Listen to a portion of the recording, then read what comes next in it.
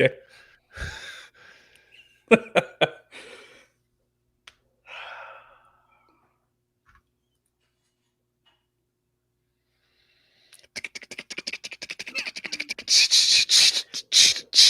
Oh, he'll be able to see it pretty easily. It's right there. Oh, I should probably get my Audacity up too. Oh, yeah, same. Maybe we shouldn't go live yet. Do you have to tweet this, or does it tweet itself? Bets! Hello. Do you have to tweet something, or does it tweet itself? No, it does it itself. Okay. Hello, everyone. I couldn't figure it out, Bets. That link was useless. No, It just gave me a picture. It's fine. We're fine. Time. Do you just have a plain logo? Do we have a plain logo? Nope. Can you move it? Can you move where it is? We could do that. No, it's terrible. Can you move where it is or nah? Not in StreamYard. You can do it in when you make the overlay. You can do it. It's literally so easy. Like the link I sent you, all you have to do. It gave me a random page on which I could do no editing. All right, I'm gonna edit it real quick. Oh my gosh! Look at these tweet people. They're like, "What is going on here?" Well, explain to the people. This is Bush. All the people are gone. Scared him away. Like an idiot. There was 3 people, and now they're all gone. All right, let's just do it without. All right. So, Audacity? Yeah. Audacity. Audacity. At your pleasure. Dumb diddly. Hold up. Hold up. Oh, you know what? I'm going to get my research laptop out because... All right, we're good. Okay. Audacity is up. Fellas, ready to roll? Yeah. All right, 3, 2, 1, record.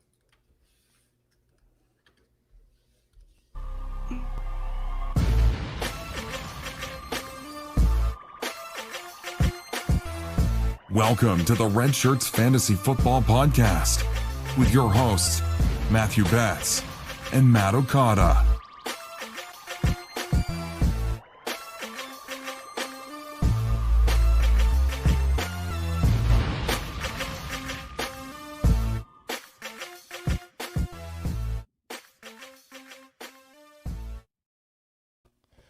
What is up, Red Shirts Fantasy Football Podcast listeners and viewers? Currently, we are live on YouTube as well as on Twitter and Periscope. Man, what a 3-day period it has been. I don't even know where to start, but I'm going to start first by saying to John, our Scottish heritage bearded wildling. John, that is I. Man, happy St. Patrick's Day. How are you doing on this fine evening? I am doing wonderful. Happy St. Patrick's Day. So, my last name is currently Helmkamp, but I was adopted. By birth, my last name is McFadden. McFadden. I was able to trace my lineage all the way back to the late 1600s in Scotland.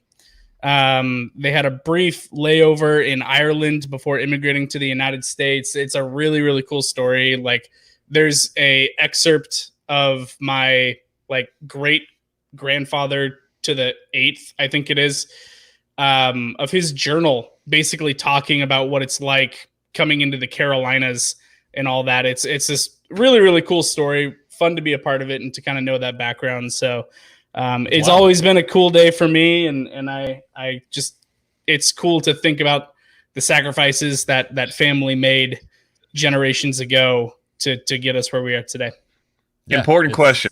It's awesome. Go ahead, Okada. Are you or are you not related to Darren McFadden? Not to my knowledge. I don't believe so, but I'm sure if you went back far enough, probably. I mean, the appearance, the similarities are. It is striking. It is mainly the thighs. Similar. Yeah, mainly the thighs. Those hammies, man. We got those in common. Oh well, cheers, fellas. Happy St. Patrick's Day. As well, happy birthday, Matt Okada. What is up, man? How has your birthday been? Well, I woke up at 4 o'clock in the morning because that is when my work shift started. But then I worked from home for the past 9 hours There you go. because, coronavirus. So I've been sitting in this chair for going on 8 hours now. And that's just about it. That's my birthday. But now I'm doing a podcast with the Red Shirts listeners, so that's a win. Yes. Well, sure. happy birthday, Okada.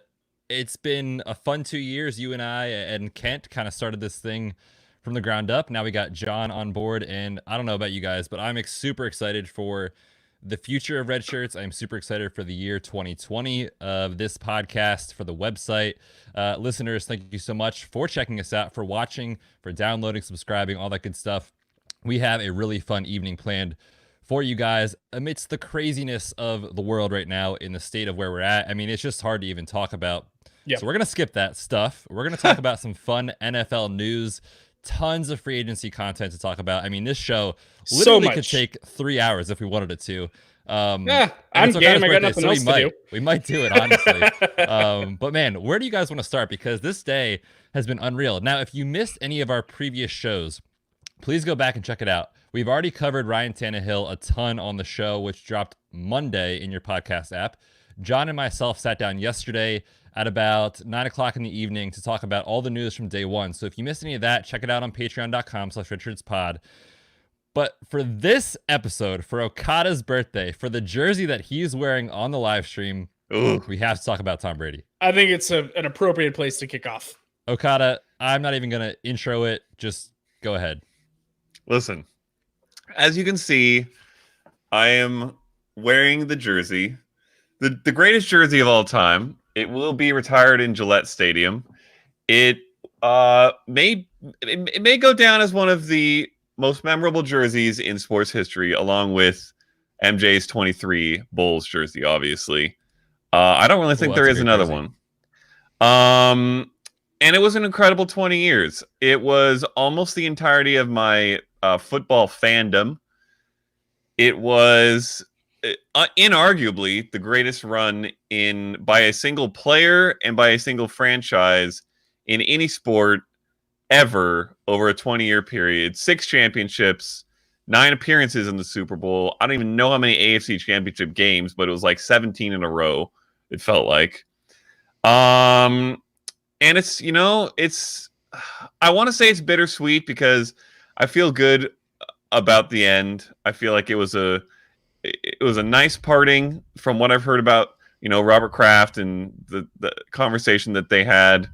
And hopefully he goes to a team, because there's kind of down to 2 teams that both look this way, with really good offensive weapons that gives him a great, final eclipse to his career. So I'm happy for him. I'm excited for Tom.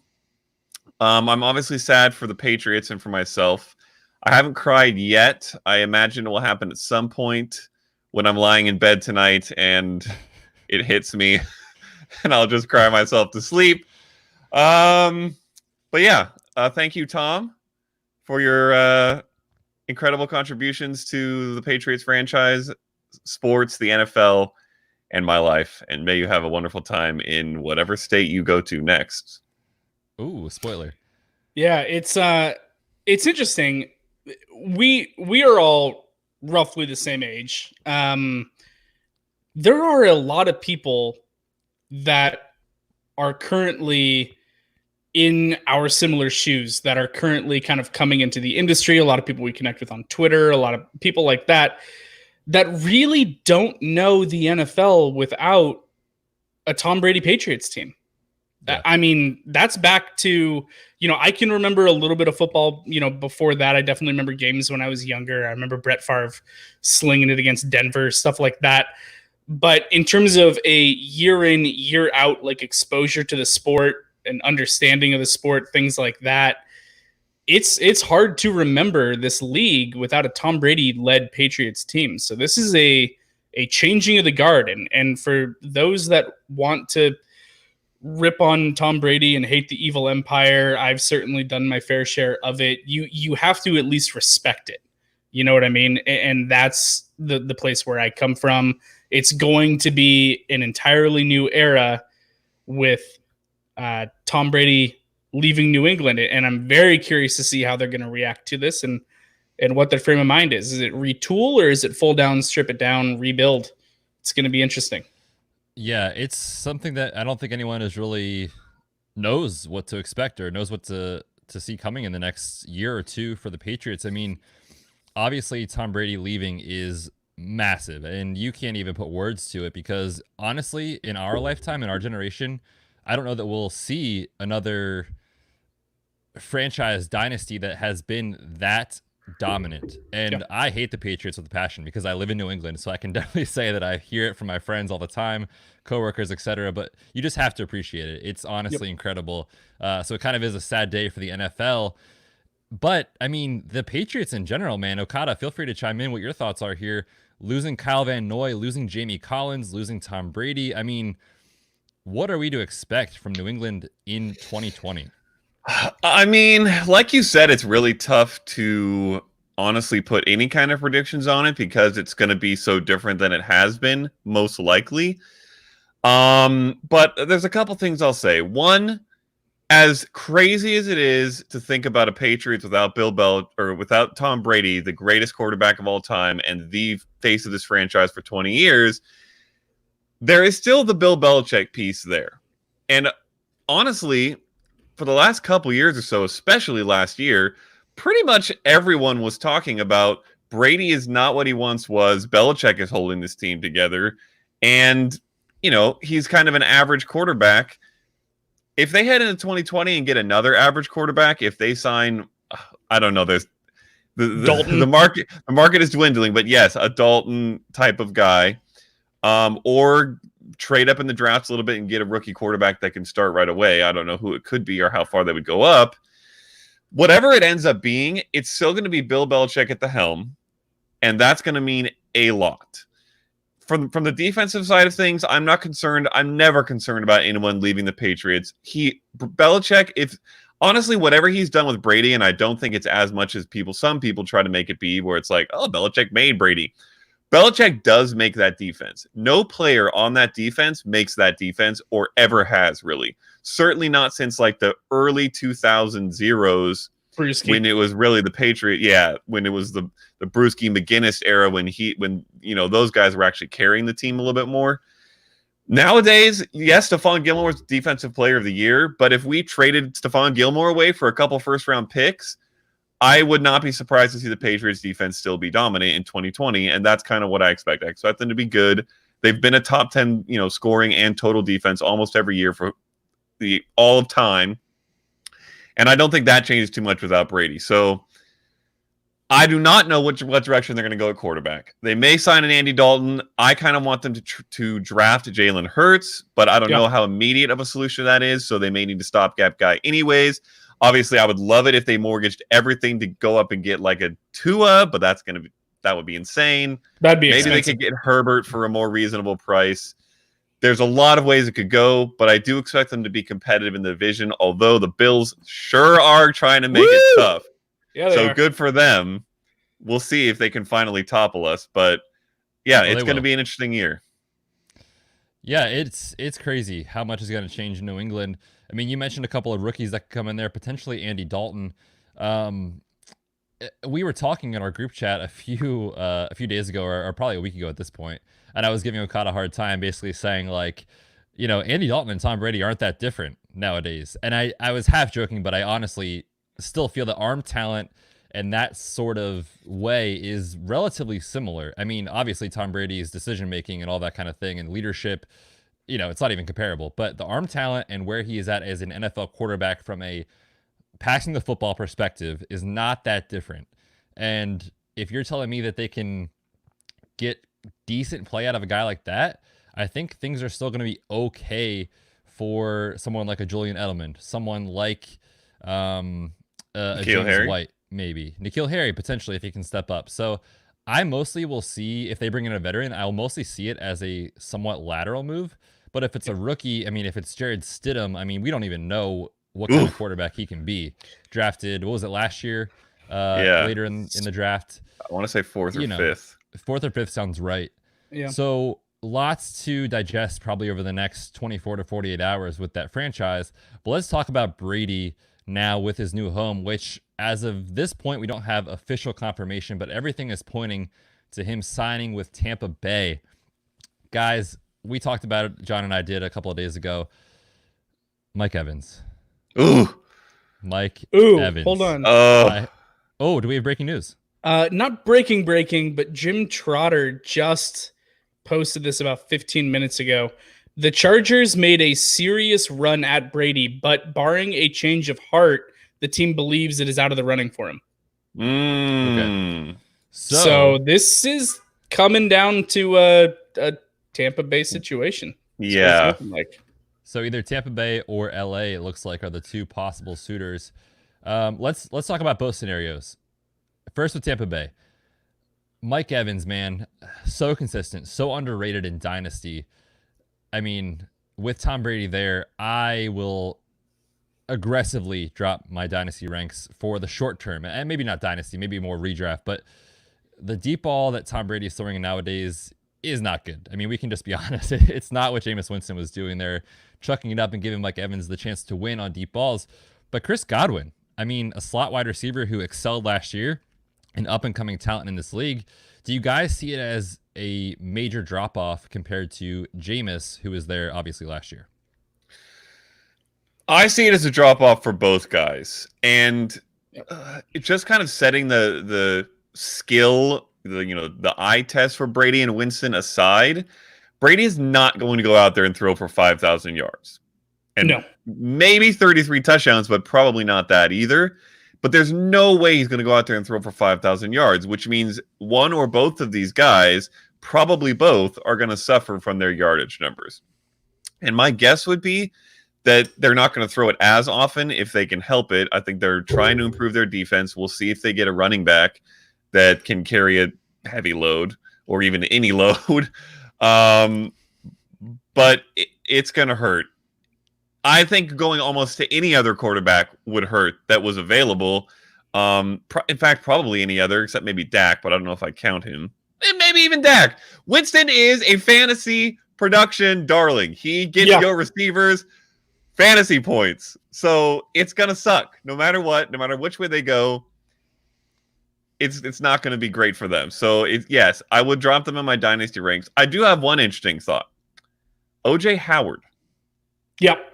He has been buried by Jameis Winston and his lack of desire or inability or whatever it is to throw to O.J. Howard. Maybe it's because he just wants to chuck it downfield to Mike Evans.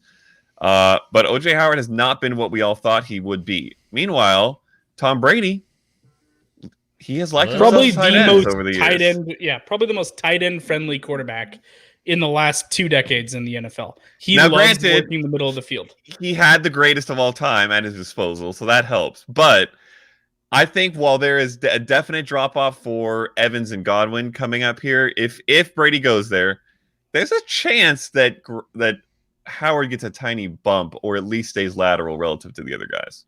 I think that's very fair. And I'm still in on O.J. Howard. I'm still not a believer that last year was really what he is in the NFL. I mean, did he play horribly? Did he have inexplicable drops? Yes, we can't really argue that. But I mean, the guy oozes with talent and upside and athleticism. I mean, I'm willing to take that shot and potentially, like even tonight, try to trade for him in a dynasty league if I can before this news becomes official, because I definitely like that call a lot, Okada. If he lands with the Chargers, Keenan Allen and Austin Eckler, my gosh, that is going to be unreal. I mean, let's not forget Hunter Henry there too. Like those skill players with that type of quarterback, I think works. And RIP Mike Williams if that happens. But for those three guys, I think it would work. Mike would die. No. Yeah. I was like, it would be an unbelievable. It wasn't a no. It was if Brady goes there, Eckler, like, dude, lock him in for top 3. I don't know. Like with the improvements. He would lead running backs in receptions. Oh, yeah. He and Christian McCaffrey would be pacing each other all year in receptions. It would be insane. Plus the massive improvements they've made to their for the Chargers. And maybe that was a bid to try and get Brady there, regardless of who's going to play quarterback. They upgraded their line a lot in the last week. That alone is going to benefit Eckler in the running game. But if Brady goes there, oh my gosh, Eckler is going to get peppered with targets. Yeah. It's starting to look more and more like he's not going to the Chargers. And there's several reports that came out today basically saying it's essentially a done deal in Tampa Bay. I don't know how much I believe those in terms of kind of where they're coming from. It wasn't a Schefter or something like that. Schefter still hasn't commented on the situation, which makes me think that he doesn't have anything substantial yet to kind of validate those. So maybe it is, maybe it's not, but it does look like it's certainly leaning towards Tampa Bay. Yeah, the production for that offense as a whole from a fantasy perspective, yikes. That's, by the way, that's a big downgrade. Just as a quick aside, kind of based off what you guys were just talking about with Eckler, is it fair to say that the Buccaneers is the best draft spot for a running back that has pass catching ability right now, which they would only draft a guy with pass catching ability based off what Arians is going to want? If they sign Tom Brady and then draft Clyde Edwards-Helaire in the second or third round, I'm going to lose my mind. The If pants are coming off. CEH, I know, pull off the ripoffs, just throw them away. If they do that, yeah, John would die. I will die if that happens. Yes, and that I would be could amazing. see them doing it. Quite frankly, it Yeah. would make too much sense not to. They haven't signed a guy. Ronald Jones can't catch. Ronald No. Jones is not a passing game back. They don't have anyone there that can. The market is starting to kind of dry up unless they're going to get Brady and then the next day go grab Melvin Gordon, which could happen. We're not hearing Bo Peep out of Melvin Gordon's camp right now. That's So interesting, maybe yeah. that's in their cards, which would be fascinating. But if they don't get Melvin Gordon, who's like the only one left that would be a threat to an incoming rookie, like anyone else on the market, because Jordan Howard's going to Miami, Carlos Hyde isn't going to take a job from one of these top incoming rookies. And maybe they need both. Maybe they need a thumper like Carlos Hyde and a CEH. Great. That wouldn't diminish my value on CEH at all. But yeah, it would be fascinating if CEH goes there with Tom Brady at quarterback. I mean, talk about targets. He's going to get, 100 targets in his rookie season. Yeah, that would be and- awesome for his value. And on the Melvin Gordon side of things, it seems to me pretty obvious that the reason we're not hearing diddly squat is that he wants more money than teams Yeah. want to give him. Yeah. I think he's out here wanting Le'Veon Bell money, and nobody wants to give it to him. And I don't blame them. And I certainly don't blame the Buccaneers, who could get a CEH in the third round and probably get the same exact production for a fraction, an infinitesimal fraction of the cost with a younger guy who they're going to have for 4 years plus. So that certainly seems like the better route for the Bucs. And honestly, I don't know who's going to go there, but almost anyone who gets drafted in the first 2 days of the draft to that position, I'm going to be bumping up in my rankings. Yeah. I will doubt. say, and I promise this isn't biased John coming out, but the longer the Melvin Gordon situation tends to kind of last and the more his value kind of starts to come down a little bit, maybe he starts realizing, you know what, the market that I thought was going to be there for me just isn't. I don't know. That could be a Seattle move. That could be a thing that happens because if the value starts to come down, they took a shot on Eddie Lacy a few years back, did not work. He was fat Eddie at that point. But it wouldn't surprise me with their current running back situation in Seattle. And we've talked about if Derrick Henry was going to hit the open market, that Seattle, I could see them making a run at Derrick Henry. Well, he got tagged, unfortunately. So no beast mode, the sequel. Yes. Yes. Ew. Ew, but Melvin Gordon, very talented running back. All that they have on that team right now is an injured or an injured Chris Carson coming back from a hip injury on the last year of his rookie deal, Rashad Penny, which has not panned out, and then Travis Homer, and that's it. So I don't know. It wouldn't surprise me. They've got cap money to spend. They were saving some of that for Jadeveon Clowney. It sounds like Clowney's leaving. They've got some money. Yeah, they've got some money available. It wouldn't surprise me. That is a running back focused team. If they were to go out and take a run at Melvin Gordon, I could see it happening. It would be super intriguing. I mean, Melvin Gordon in that offense where they just want to pound the rock, it would be phenomenal for Melvin Gordon dynasty owners. Obviously in redraft, he would take a huge skyrocket up the rankings for sure in that offense. Any running back that signs there is going to have value. No doubt about it. The way they want to run the ball, the way Rashad Penny hasn't panned out, the way he's coming off injury, and now Chris Carson. Yes, I agree. We got to monitor that situation. And when someone does sign there, we're going to talk about the fantasy fallout for sure. All right, fellas, next quarterback to talk about, Phillip Rivers, officially a 1-year deal with the Indianapolis Colts, 1 year, $25 million. We talked about it on our last, probably 2 episodes ago. I was saying T.Y. Hilton could be a huge loser if this happened in free agency. Sure enough, here we are. Guys, Phillip Rivers at this stage of his career, certainly the best days of his football are behind him. I mean, for me, T.Y. Hilton, big-time loser. The deep ball is not there for Phillip Rivers right now. But one sneaky name that I want to throw out there, and I definitely want to get Okada's take on this because I know he loves the guy. Ooh. Austin Eckler had a very solid year catching the football from Phillip Rivers. Can I interest you in a Nyheim Hines? Ooh. That's interesting.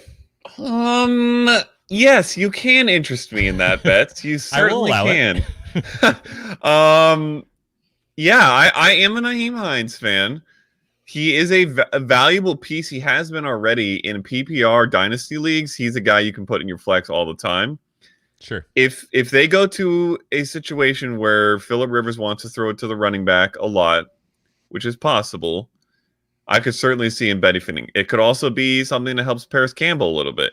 Yeah, but I like for Paris. sure, it does not help D.Y. Hilton. So that's unfortunate for him. And it also doesn't help a useful tight end, which it would have, because there isn't one right now. I don't know what the situation is going to be, but maybe they draft someone. I'm not sure. Phillip Rivers obviously has liked the tight end over the course of his career. I'd be interested to see what happens in that sense, but I mean, Jack Doyle is still under contract, but if you're comparing him to Hunter Henry, then yes, it's not even a conversation. Yeah. Jack Doyle's fine for what he is. He will catch a ton of footballs, and the after the catch ability certainly isn't there the way it is for a guy like Hunter Henry, Darren Waller, etc. But I think Jack Doyle, in PPR formats, is going to be fine as a streaming option in redraft leagues if he is the tight end 1 on that roster. Because like you're alluding to, certainly Phillip Rivers has shown a tendency to target the tight end like he has done with the Chargers throughout his career. Antonio Gates, Hunter Henry, no doubt about it. John, any comments on that situation, or can we move on to one other spicy signing from free agency? Yeah, I need to comment because I don't know what the Colts are doing. Here's the thing that bothers me. Exactly. And listen, I love Chris Ballard has done a wonderful job since getting down there. He hit on Quentin Nelson. He hit on Darius Leonard. He in the same class. He's done incredible. He's done a great job. But here's what confuses me, right? Okay, you have a early first-round draft pick. You are saying essentially that Brissett is not your guy. You have that in your mind if you're going to go sign Phillip Rivers to come in, that he's not your guy.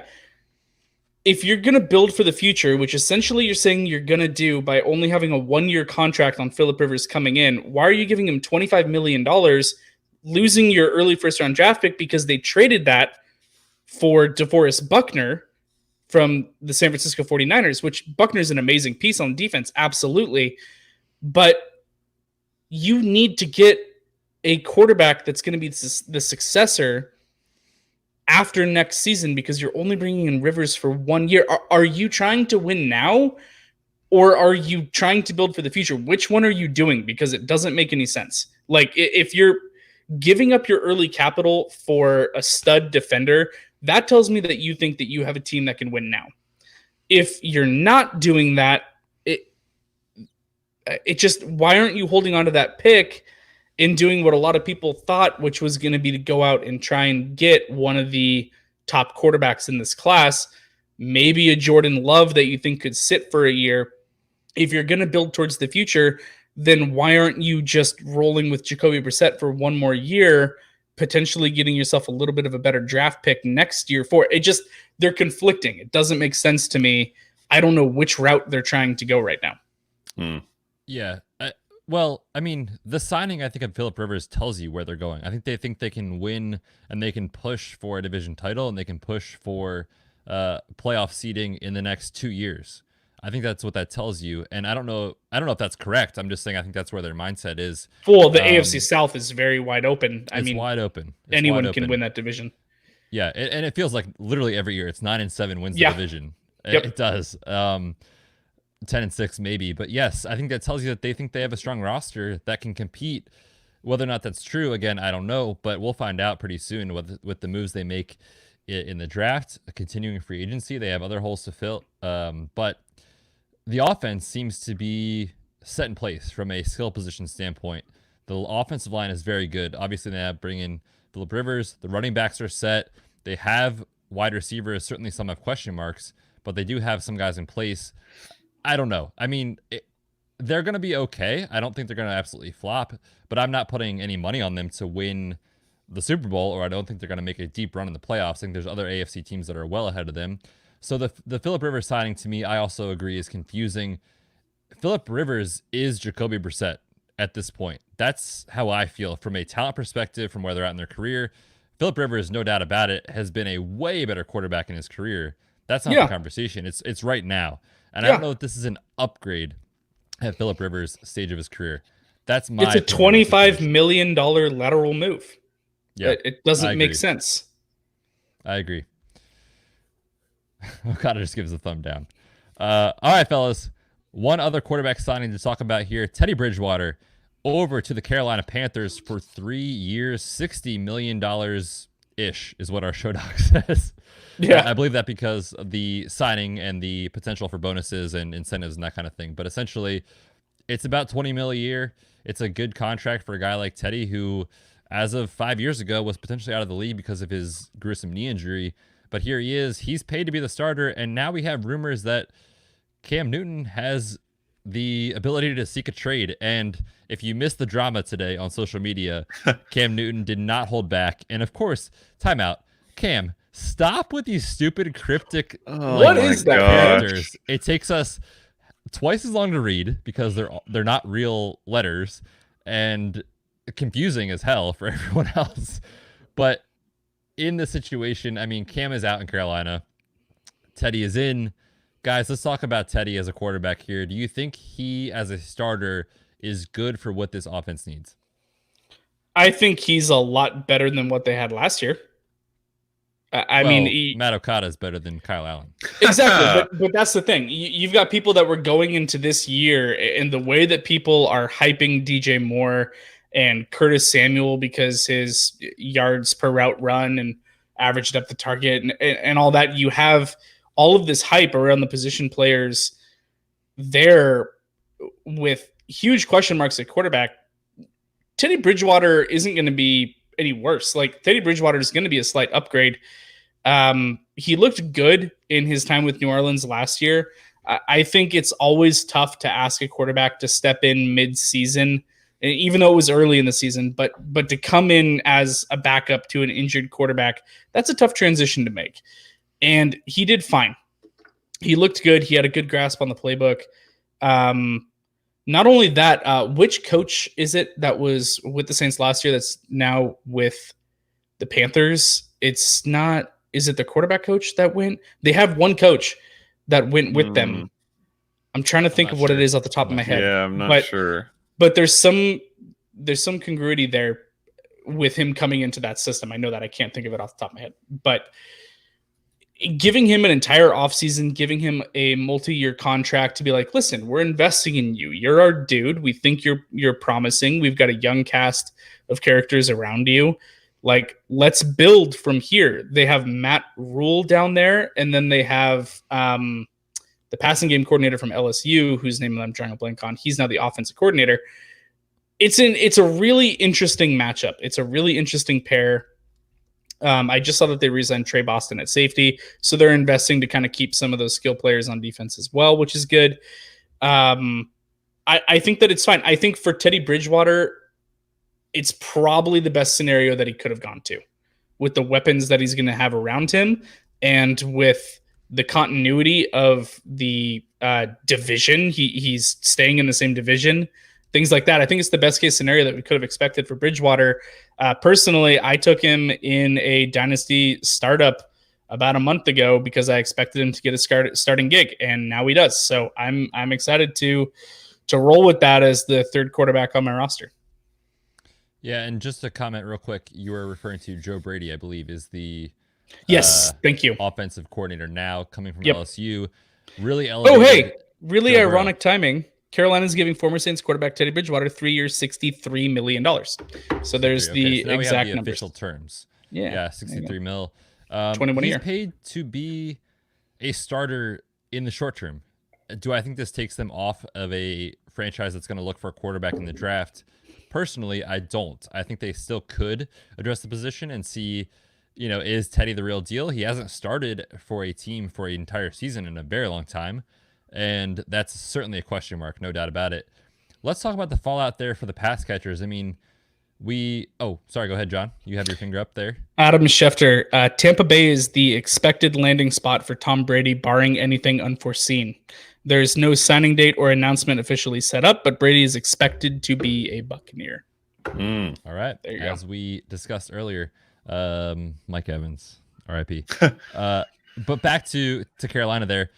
Curtis Samuel, DJ Moore. I mean, John alluded to it a little bit. Okada, what are your thoughts there on the pass catchers with Teddy as the presumed starter here going forward? Yeah, I don't hate it at all. I think he is as good a passer as Cam Newton was, and better a passer than the guys that were derping around the last year or so with Cam's injuries. So I think it's fine for them. It might even be a slight upgrade the way Cam's shoulder has been. Obviously, he was terrible at the end of the last season that he played and then got injured in the first couple games of last year and did nothing else. So we haven't seen a pocket quarterback who relies on actually throwing with his arm to make his money in this offense. It could be interesting. I think to John's point, it's really good for Teddy because these are a bunch of guys who you don't have to be a gunslinger to get production out of. They are guys who can take the ball, Christian McCaffrey, Curtis Samuel, DJ Moore, from a variety of places on the field, a lot of which are less than 10 yards from the line of scrimmage, and then make huge things happen from there with their ability to just put the ball in their hands. So I think Teddy Bridgewater is a viable QB2 or super flex quarterback in this offense. I don't know if you guys see it that same way, but that's where I see him, and I don't think it really does much in either direction for the pass catchers. I agree. I mean, that style that made Joe Burrow elite as a prospect is coming to Carolina. And granted, I mean, we can debate all day whether or not Joe Burrow is a better quarterback coming into the NFL than Teddy Bridgewater was or is at this age of his career. But regardless, the scheme is going to be very, very beneficial for a passing style offense. So I like it a lot for Teddy. I think it's great to see a guy like that come back from a huge injury. I mean, almost lost his leg, honestly. Great for him. And super excited to see him back as a starter in the NFL. That's very encouraging. And obviously, as being the injury guy on this podcast, like it makes me feel really good about the situation. So good for Teddy, and definitely a very pass happy, I think, offense coming to Carolina. So really intrigued to see what happens there with those pass catchers and Curtis Samuel and DJ Moore. For Cam Newton, I mean, the team basically said we're giving him permission to seek a trade. Then Wait. Oh, hell no. He said, hell no. He said, you forced me into this. This is not what happened. I did not ask. Basically, you said you're gone. Go ahead and seek a trade on your own. So, I mean, let's talk about the quarterback landscape.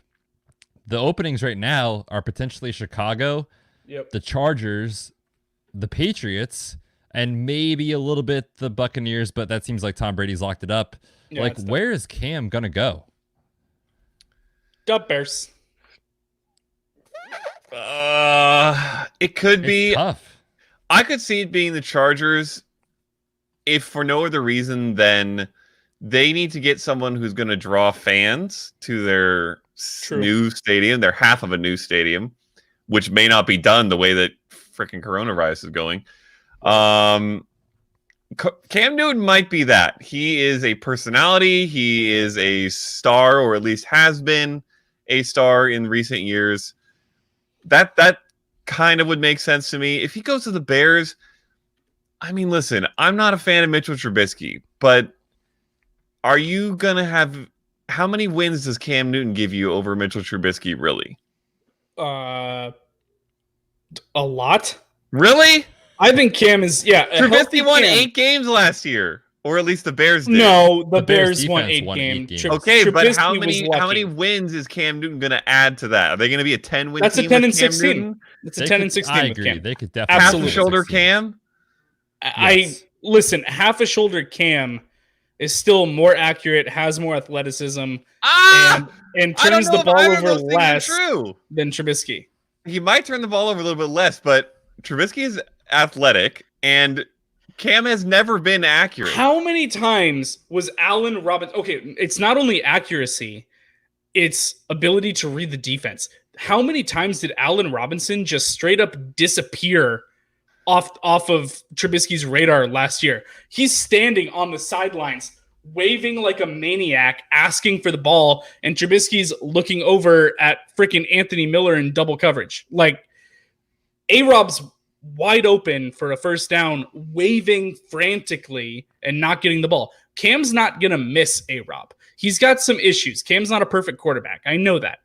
But I think that Cam brings more maturity, more processing, more ability to make better decisions than Trubisky does. I absolutely think it's a 2-game bump from what Trubisky is in that offense, because they're not going to ask Cam to do too much. It's not a system that's going to be like, all right, Cam, we know that you've had some shoulder injuries, but we're going to drop back and sling it 45 times a game. That's not what they're going to ask him to do.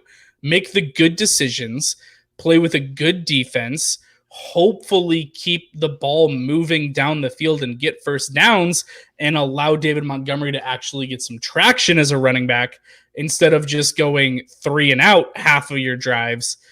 That's what they need in a quarterback. And listen, they might bring Cam in if they do this just to spur on Trubisky. Maybe Trubisky takes a step forward. Maybe they still let Trubisky start the season with Cam sitting behind him, glaring at him, waiting for him to mess up. And then after 3 games, he's looking at the coach like, my turn? Like, can I try now? And see what happens, because it could be a Tennessee situation with Mariota and Tannehill last year, where they get Tannehill coming off of injury and a bad situation and bring him in. Mariota falters, Tannehill goes in, the rest is history. Tannehill just got paid. Cam could be in a similar situation to that, where he comes in either as a backup to Trubisky and Trubisky then steps his game up, or if Trubisky doesn't, Cam gets a shot and he runs with it, and they go 10-6 in the NFC North, make the playoffs. Yeah, so this is tough, because if you're telling me we have a healthy Cam, then it's very obvious that I think he's an upgrade over. That's what this all depends Mitch. But I'm gonna step in as the injury analyst on this podcast, and if Please. our listeners are not familiar, I am a sports physical therapist as my day job, so this is what I do. I see these injuries. Cam's shoulder is short-term going to be fine. Do I have concerns that he's going to develop arthritis long-term? Yes, I do. I mean, he had a cartilage injury inside the joint just this past season. I'm sorry, 2 years ago. And then 3 years ago, he had the rotator cuff injury. And if you're telling me that there's going to be short-term deficits from that, I'm going to say probably not. I mean, he had the foot injury, which we'll talk about next, but that gives the shoulder plenty of time to get healthy, get right. But for a throwing athlete, you can't just keep wrenching on the shoulder that way. It's going to eventually hit a tipping point. So for dynasty purposes, Cam Newton's shoulder is a concern. For redraft purposes, it is not a concern. Now, for the foot surgery, which he had a Liz Frank injury in the preseason last year, ended up trying to come back from it after rehab. It didn't work. And I've said all along, I mean, Okada and I have talked about this before John was on the pod. The foot injury is not going to be fully 100% back to its full strength by week 1. It's just not. And we saw Marquise Hollywood Brown have surgery in like December of last year. And even like October, November, he was still having foot issues. So for Cam, who is a running quarterback through and through, he's an athletic monster. That is a concern. So from that perspective, Mitch Trubisky will be more mobile and athletic than Cam this season. But for the shoulder as a pocket passer, I think Cam will be more healthy than what people perceive. I think his accuracy is a concern. So between those two players, it really does come down to, do you want a Mitch Trubisky who is more mobile, or do you want Cam Newton, who I think is a better decision maker? That's the debate. Wow. I think that was a lot. Guys, I maybe I'm the odd one out. I guess I must be, but I think Cam is washed. First of all, he's only had one great passing season in his whole career. He has always been a viable weapon, but in the backfield of the Panthers offense, because he ran the ball like a monster for the first several years of his career. He has never been a successful pocket passer except for one season that he had 35 touchdowns or whatever it was and just short of 4,000 yards. And still, he was an incredible rusher at that point, which means the danger of his rushing helped open up that passing game. I legitimately do not know if he is worth anything more than Trubisky. For me, if I'm deciding between what is it going to take to get Cam? 25 million, maybe more. If he gets less than 30 million, that's kind of an insult to him based off who he's been. It might be what he has to get because he's not what he was, but he's probably in that 25 to 30 range. I don't think he returns value on that. I do not want Cam Newton as my franchise quarterback. I don't think I'm winning the Super Bowl with Cam Newton at this point in his career. I am scared of both injuries. Certainly the Betts' low down on the foot doesn't help me at all. I don't know. Maybe I'm tripping here, but I don't like it. Okay, so hypothetically speaking, the Bears don't go after Cam. What's the plan? Is there someone in the free agents pool, and there's not many left? Is there someone that intrigues you? I would rather have Andy Dalton than Cam Newton. Boom, Ooh. roasted. Ooh. But here's the thing, guys. Like, we have to remember Ryan Pace, the GM. Like, I've heard from a couple outlets and mostly like other guys, for example, the Stick to Football podcast and other analysts in the industry, basically hearing that he's trying to save face. So for sure. I think Mitch Trubisky is going to have every single opportunity to be the starting quarterback come week 1. And if he fails, it's on him. So, the level of quarterback they bring in, I think, is going to tell us a lot about where Ryan Pace is at from an evaluation of Mitch Trubisky. If they draft a rookie in the middle rounds, like, whatever, no big deal. It's Mitch's job to lose. If they bring in a Cam Newton or an Andy Dalton, then yeah, like, he could be done week 2. You know what I mean? Like, it depends a lot on what they do here at their quarterback situation. So here's my concern, because they just lost Chase Daniels in free agency. I'm trying to remember where he went. Detroit? I'm trying to remember. Yes, Detroit. I think it was Detroit. Right. Yeah, because they let Sloter go. Right. They have no one behind Trubisky. If they don't go out and address it in free agency, and then they don't take anyone early on, they're literally like going all in, sink or swim with Trubisky. Like, you don't have a backup plan. Yeah, it's literally, this is yours for a season, and we could make the playoffs, or we could go 3-13, and it's up to you. And good luck. Like, that's terrifying to me. I would want to have some sort of backup plan with the caliber of the defense that they have. Yes, chicken winging Okada. Go ahead. Listen, Mitchell Trubisky 2 years ago looked like he was going to be a franchise quarterback. It was 2 years ago that he looked like that. last year was not great. It was a down year. He looked very, very bad. But Not he's great, Bob. 3 years I into was his waiting. career. Thank you. 3 years into a short career. There have been plenty of franchise quarterbacks who had a worse 3-year start to their career and ended up being very good. 20 And years to- ago, they don't get that chance now. To Betts' point about the investment of the GM, this is not a typical top 2 pick.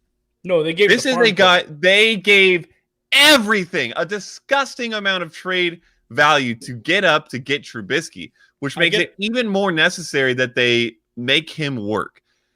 2 years ago, he was exactly what Cam is now, as far as a quarterback, a passer, a weapon, a game winner, which they won a ton of, if you recall. Yes, with a very, very good defense, but that's how they're going to win anyways. You even mentioned that it's not going to be on Cam's shoulder. It's going to be on the defense and the running game. So here's. Go ahead. Here's the thing that I noticed this last year, right? We're only halfway through this podcast, so we got We're plenty good. of time. We got all freaking night. We're fine. 2 years ago, the Chicago Bears defense looked like the monsters of the Midway from old. Absolutely outstanding. They locked everyone down. You couldn't win in Chicago. It didn't happen. They held opponents to I'm probably exaggerating, but it felt like it was sub 10 points a game at home. It was unreal. Their defense was incredible. Last year, the defense was on the field so much that defense did not look like the defense from 2 years ago. They were tired because their quarterback could not put together a drive. It was boom or bust, big play or nothing, 3 and out. Defense is right back on the field, gassed all the time. If Trubisky is going to do the same thing again and he doesn't take a step forward, and that offense, looks awful with Trubisky trying his best, do your best, kid, to throw the football, it's not going to go well for that defense either. They're not going to win many games. To me, it's a miracle they won as many as they did last year with the way that offense put the defense in terrible situations. So I totally agree. Pace spent everything to go up and get him. And I know that they're going to give him an incredibly long leash because of it. But I honestly think if there is a viable second option on the roster, and that's what remains to be seen, he's got maybe half a season left of leash. If we're approaching week 7 and this team is still relatively in contention with the NFC North, like a couple games out, like if they're holding on because Minnesota just lost Stephon Diggs, we don't know what's going to happen in Minnesota. Like if they're holding on, they're in the division week 7, week 8, only a couple games back, but Trubisky looks like garbage. You make a move to try to win the division like Tennessee did last year. I mean, these are all super fair points. Can I just say, to wrap up this conversation, I have TweetDeck open to keep abreast of the news, and every third tweet is Tom Brady photoshopped into a Buccaneers uniform, and it is way worse It's to gross, see him dude. in a Bucs uniform than to imagine him leaving the Patriots. It's So disgusting. this is a very hard time for me. Okada's having the worst birthday. It's terrible. Damn you, Tom! You couldn't wait for tomorrow or do it yesterday. Not only that, he did this to Boston on St. Patrick's Day. Yes. Oh man, You hate to see it. you hate to see it. Oh God, it's sad. That's a lot of hypothetical, and holy crap, that was a very good conversation. But let's move on to stuff that actually happened. Stephon Diggs on his way to Buffalo via trade. And John, this happened after you and I recorded yesterday. You went live and gave your initial reactions. So I want to give the floor to Okada because I think most of our listeners probably saw that and got their temperature as far as what you were considering in the situation. Okada, Stephon Diggs out of Minnesota on his way to Buffalo. What are your thoughts? It makes me like Josh Allen more as a dynasty quarterback. Quite a lot, actually. Quite a lot more, and I like him quite a lot. Both meanings. It does not bode well for Stephon Diggs, I don't think. Josh Allen is not the type of quarterback to pair with a elite route running timing receiver like Stephon Diggs to get great production. Josh Allen is a guy who makes John Brown pretty decent, relative to other receivers, and that's about it. So this hurts Diggs. He will probably get. I don't even know if he'll get more targets. He'll get a larger target share, theoretically, than he would have gotten in Minnesota. But obviously, this team is going to be very run first. Gosh darn it, John, and you're get out. that just okay. For what the, was I the talking listeners about? listening to audio version, John just showed Okada a picture of Tom Brady in a Bucs uniform, and Okada threw up on his keyboard. Yes, Facts. Yes, we did. Also, just as a note, Chris Godwin wears number 12. So Ooh, someone I was just gonna comment is on that. changing Yeah, jerseys. But My bet is it'll be Tom. He hasn't earned it yet. yeah, Yeah. no. yeah. He'll be number 13. Um, Wait, isn't Evans? Doesn't Evans wear 13? He does. Yeah. he does, actually. yes, it does. So essentially, I think the biggest fault is Josh Allen up. I think Josh Allen is a top 10 dynasty quarterback. This is good for him. It gives him honestly a decent core. Like they went from the worst core in the league to a decent core in a couple years. Yeah. So I like it. I like it for him. But sad for Diggs. And good for Thielen.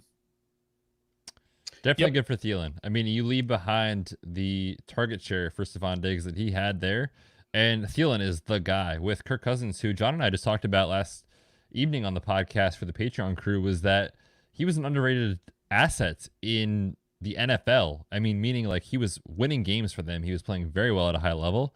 Stephon Diggs goes from a relatively accurate quarterback, I think, in Kirk Cousins to Josh Allen, who for fantasy we love, but for a passing quarterback we don't necessarily love. Like he's not the most accurate. He's not the best quarterback from an arm talent perspective. Can he throw the ball a mile? Yes, he can. But Stephon Diggs is an elite route runner, and he wins with quick, Precision digs and decision. Yes, exactly. Throwing a guy open on a timing route, and that's not Josh Allen's game. So Right. I think he'll be okay. I think they'll get it sorted out, but I don't think it's an upgrade by any means. And it is concerning from the fact that Stephon Diggs goes from the most stable situation you can imagine. I mean, Adam Thielen and Stephon Diggs, that's it. Like from the passing game, they were so dominant from those two to now being in a situation where you have Josh Allen, who's a wild card. John Brown is there. Cole Beasley still in the slot. Like, I don't know, man. I'm lukewarm on the situation for Diggs personally. Yeah, that was kind of my reaction last night too. It didn't, blow my hair back for all the same reasons that we're talking about. One, first and foremost, what pretty much everyone's been mocking, it's been the flavor of the month. We've talked about it several times, was T. Higgins going to Buffalo. Why? Because he's a big body with a big catch radius. He can win a jump ball that might not be super accurate. Like that fit, that made sense. Diggs is not that. He's 6 foot. He's a great route runner, absolutely elite, probably top 3 in the NFL in terms of route running ability. That's the two don't fit all the way. I said a lot of the same stuff. I think this actually does really good stuff for John Brown. I like John Brown a lot as being a second option in that offense, and not having to face Stephon Gilmore. Like if Gilmore is covering Diggs when they match up, that's good news for John Brown. So I think that John Brown is going to see a few more open looks. I'm good with that. I don't think it diminishes his value much at all. Cole Beasley is going to be basically a footnote in the passing game, check down out of the slot, maybe get the first down kind of guy. That's about what I see. Another big winner from this, I think, might be Irv Smith Jr. in Minnesota. I think that they might roll with a few more 2 tight end looks, as he's a super athletic tight end, young kid. If he's going to be able to get more worked into that offensive scheme with Diggs out of the way, we could start to see Irv Smith start to make a little bit of contribution. Like, I'm not saying he's going to ball out and break out into a top 10 tight end this year. They still have Kyle Rudolph, but like that's a dynasty buy for me because he's maybe one more year away from being the starting guy in Minnesota. I'm big on Irv Smith Jr. I think that he's someone to keep an eye on. I like that as a dynasty buy. I mean, I think the signing of Kyle Rudolph last offseason was a big red flag for a lot of people. And, you know, tight ends, they just take a while to develop. It's the old montage, 3 years. And now he's entering year 2. Stephon Diggs, who has a huge target share, is out of the way. I mean, are you telling me BC Johnson is the answer? Or are you telling me Laquan Treadmill is the answer? I mean, it ain't Treadwell. It ain't Treadwell, that's for sure. So, yes, I like Irv Smith a lot. I think that's a great call, John, from the Minnesota side of things. Guys, we are running close to an hour. I want to talk about a few more guys on this list. And, John, specifically guys we did not talk about yesterday. The news broke after we stopped recording. Amari Cooper signs a 5-year, $100 million deal to stay with the Cowboys. They have Dak Prescott on the franchise tag. They have Amari Cooper under contract. They have Zeke under contract. That seems backwards to me from a strategy to build a franchise around. I said it yesterday when we talked about the Dak franchise tag. This is Kirk Cousins 2.0. Okada, I don't know what your thoughts are, what you're hearing around the network, but I mean, Dak is going to make them pay so much money next year if they can afford it. And they're going to take a hit elsewhere if they do. What are your thoughts, Okada? Yeah, it's kind of surprising. I think most people expected to see Dak get the contract and Cooper get tagged. But I don't hate it. I think they have a chance. They have a very good team. They have a chance to make a playoff run now. And it will suck next year if they want to try and sign him. Honestly, I expect there's a good chance that he will end up walking like Kirk Cousins did. Yep. Cousins got tagged twice before he did, so that could happen too. But in any case, I don't know if Dak ends up getting a long-term deal with the Cowboys in any capacity or timeline at this point. Like, they had plenty of chances to sign this guy who had gotten them a bunch of wins, and they went out and paid Ezekiel Elliott. They went out and paid DeMarcus Lawrence. They went out and paid Amari Cooper. They did not pay Dak Prescott. Nope. It kind of seems like they've said their piece, and a lot of it could be that they didn't think he was worth what he wanted, which could be very fair because a lot of rumor was that he wanted $40 million and that he got offered 33, I think, and didn't take it, which was the right number, to be honest, for Dak Prescott. So I think it's the right number for Dak Prescott. I am 100% opposed to this just because this guy is the next guy up. He has to make more than everybody else if he's been mildly decent. He should get paid where he belongs for right now, which is in that range. Certainly not the $40 million range. No. I think there's a decent chance that he's not on the Cowboys in 2 years. However, for right now, he is, unless he refuses to play on the tag, which is unlikely. And it's probably good for everybody for now. For redraft perspective, it's good for everybody. Everybody wins. This team will be good. These fantasy options will be very good. But from a dynasty perspective, it certainly does make things tougher to call. It does. I mean, you know, like in today's NFL, you have to pay your quarterback, and hindsight's 2020. You know what I mean? Paying Zeke was an absolute mistake. No doubt about it. Yeah, that was a lot of money. Very good running back, no doubt about that. But if you're telling me would I rather pay Zeke or would I rather pay Dak, I mean, it's a silly question to even ask. So I think the Cowboys are going to kick themselves in 2 or 3 years if they can't keep Dak in house. I mean, I'm going to say this until it doesn't happen. Like, I'm concerned that this is Kirk Cousins 2.0 with Washington, because if you're telling me that if I'm Dak and I'm looking at these contracts, like, what the hell? Like, Amari got paid. Yeah. Zeke got paid. How about the franchise quarterback? It doesn't make sense. And I have concerns about that from a dynasty perspective, but like Okada's saying, from redraft, that's very, very good news for this offense. Yeah, I don't know if you heard me when I went live last night, because I hopped on live to talk about Diggs going to Buffalo. I ended the video. I took my dog out so he could do his business. I came back inside, and Amari Cooper had signed, so I went live again. I'm like, hey, guys, it's me again. We need to talk. I said the same thing. It's just not how you do business in the NFL today.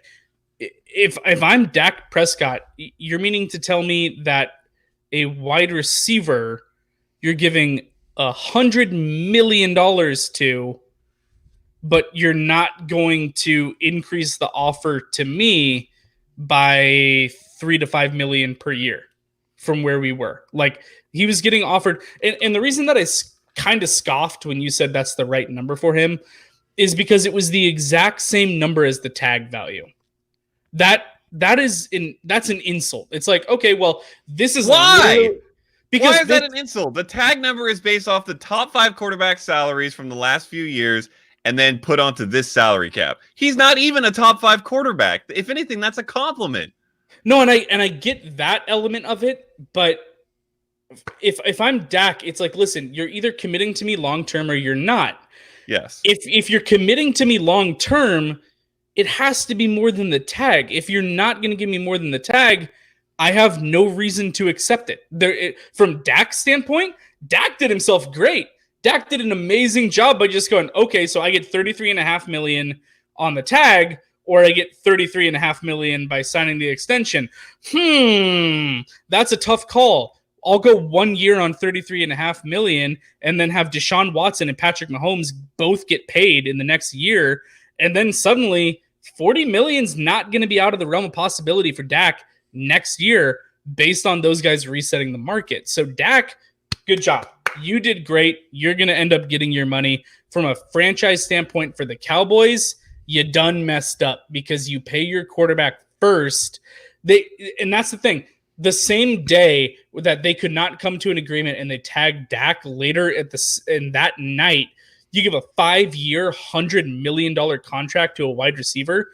You couldn't bump up your average annual for me by $3 million and make it worthwhile. That doesn't make any sense at all to me. Wide receivers you can replace much easier. Apparently you can go, and I said it last night, apparently you can go get DeAndre Hopkins for a bag of chips. It's way easier to replace a wide receiver than it is to replace a franchise quarterback. And I do believe that Dak is a franchise quarterback who makes good decisions, goes out, wins games, show up to work, does everything that you want your quarterback to do.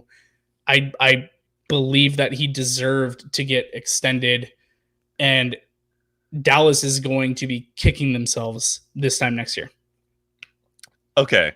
So I have to share some research because this is one of my favorite little bits of information that I did all year, all 2019 season working for the NFL. And it's about quarterbacks getting paid and how much they get paid messes up their chances of winning. So no quarterback that has been a top 5 salary cap hit in a given season has won the Super Bowl in the last 9 years. The last one to do it was Eli Manning in 2011. The QB with the highest cap hit in the last 10 seasons has missed the playoffs in 8 of those seasons, and the other 2 guys lost the first playoff game that they played that year. And here are the quarterback ranks in salary cap for the last 10 years for the quarterback to win the Super Bowl. 31st, that's Mahomes. Tied for 10th, Brady. 47th, Nick Foles, arguably got there by Carson Wentz, who was also not a big salary cap hit. 18th, Brady. 6th, Peyton Manning. Tied for 11th, Tom Brady. 53rd for Russell Wilson on his rookie deal. 17th for Joe Flacco. 5th for Eli back in 2011. And 21st for Aaron Rodgers in 2010 on his rookie deal. What does that tell you? It tells you that if you pay your quarterback the top dollar that they have to get just because it's time for them to get the top dollar, you sink the rest of your team. You hurt the value that you can put into the entire rest of your team, and you put everything on that quarterback to win, and it does not work. I understand that the prevailing requirement almost or maxim of the league is that if you are a quarterback who is considered a franchise quarterback and you come up to get paid as a free agent, you have to get top 5 money. Arguably, you have to get number 1 money because you're the next guy up. This is a bit of a rant by me because it's a big deal. I've been arguing with a lot of people about it. And I understand there's not a lot of quarterbacks to go around that you can pay a small amount of money and win. And so people want to say, there's no other option. You just have to pay Dak. I don't think you do. I think when the Chiefs pay Patrick Mahomes $40+ million a year, it's going to hurt, and they may not win another Super Bowl in the span of that contract. The reason that Tom Brady and the Patriots have won so many Super Bowls is because he doesn't take the money that the quarterbacks that like him do, and that is how they've managed to win so many. Everybody else wins because they've got a quarterback on a rookie deal that's playing really well, or a guy who's taking maybe top 10, top 15 money, but not top 5, top 3, top 1 money. That's my rant. I'm done. Here's the thing, though, and I agree with what you're saying. It makes sense. That's the cheat code in today's NFL. You win on a rookie deal for a quarterback, but if they would have gotten their business done last year, he would not be a top 5 quarterback come 2021 season. Thank you. So I agree with what you're saying, Okada. It makes sense. You pay that much money to a player, it affects the rest of your team. But the order of which they did business does not make sense. Yep. Running backs. That's for sure. Yes. They don't matter. They don't. No. And I'm not saying that because I don't like running backs. I love the position. It's so fun to scout. Great players. But in today's NFL, they just don't matter. Damian Williams, Exhibit A. So, yep. Yeah, man. I don't know. We all agree. Like, the order of operations was incorrect. Dak Prescott deserves to get paid. Is it going to affect their franchise negatively if they do pay him? Yes, it will. As an Eagles fan, let's go. It's almost funny because the way that they did it in the last 2 years is almost exactly inverse, because they went running back, linebacker, wide receiver, quarterback. Flip it. Yes. Quarterback, wide receiver, linebacker, running back should be the order of extending guys. It's bad business. I don't understand. Jerry Jones, please give up the power to somebody else.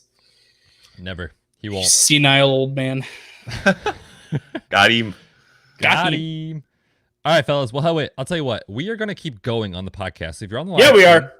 Keep watching. We're going to close out today's episode, and we're going to release these as 2 separate podcasts that you can listen to the first version.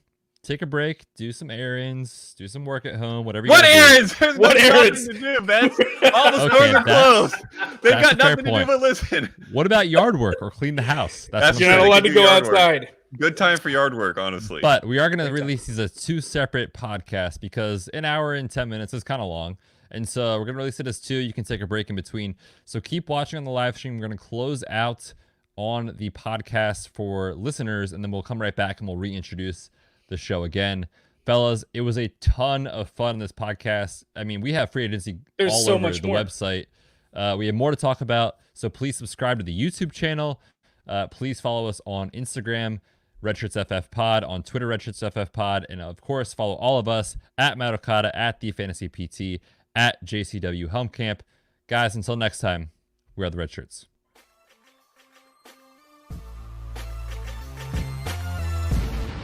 Thanks for tuning in to this episode of the Red Shirts Fantasy Football Podcast.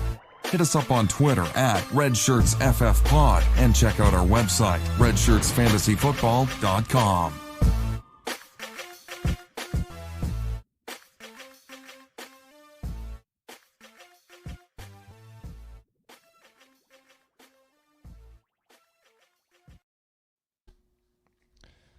All right, guys, let's export that audio so we can keep it separate, and then we'll do a separate intro. Does that sound good? Yeah.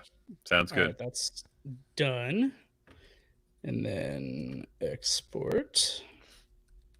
What up, live viewers? Welcome to the interlude. Behind the scenes. St. Patrick that Part was 1. Episode 120, correct? Yes. Yes, it was. May I just start by bringing a nugget of information, compliments may not. of one Mr. Adam Schefter. I'm doing it anyways. Tom Brady has 5 times as many playoff wins, 6 times as many Super Bowl wins, and 7 times as many 30 touchdown seasons as all the Buccaneers quarterbacks in team history. You hate to see it. Boom, roasted. That's not good. Not great, Bob. Not great, Bob. That's ugly. That is ugly. So we talked about a lot of Can I not start a new Audacity file while that one's exporting? That's a good question, actually. I don't know. I just saved my project and started a new one, and it was pretty much immediate. Oh, I exported. Mine's exporting, and I got 2.5 more minutes. Oh my gosh. I know. Just cancel it and save the project. Okay. That's what I do. Save project as. Welcome, viewers, to Behind the Scenes. St. Patrick's Day, Part 1. Oh, that's way faster. All right. Hold Tommy up. Tampa. Oh, I dang. guess so. Tommy Tampa. Or just TB squared. Facts. All right, fellas, you ready to roll? Yes. Part 2. I'm going to hit the intro here. Let's record our Audacity in 3, 2, 1. Record.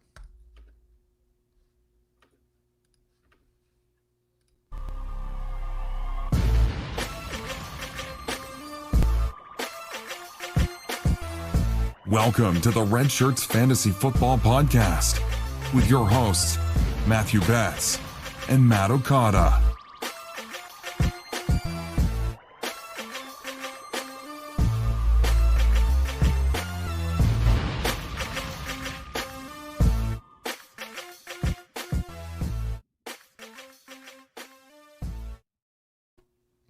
Hey, we are back on the mic again. If you are watching live, you know that we haven't left. If you are listening in your podcast app, it is possibly a day later or 2 days later, whenever Okada gets this out. But we are recording all of our free agency coverage in one evening. So, guys, let's skip our intro. We know it's Okada's birthday. We know John is on his 9th Guinness of the podcast. Second, thank you very much. Well, your takes would suggest Second otherwise. team. Hey. And we're going to Easy get there. right back into our free agency coverage. We talked a lot about our quarterbacks on the last episode, so if you missed it, go back and please check that out. Let's talk about a running back who is on the move. Jordan Howard signs a 2-year deal worth just north of $10 million with the Miami Dolphins. And Okada, we chatted with Nate Hamilton, good friend of the show, a couple episodes ago, back in January, about Jordan Howard's dynasty value. I mean, he goes to a situation where there's no one on the depth chart. Literally no one on the depth chart that you should be worried about. Jordan Howard, is he a starting running back come week 1 in the NFL? Yes, he's a starting running back in the NFL. Maybe the bigger question is he a starting running back in your fantasy lineup? And I don't hate it. He's not an RB1. He may not be an RB2, but I think he's probably going to be a somewhat consistent flex.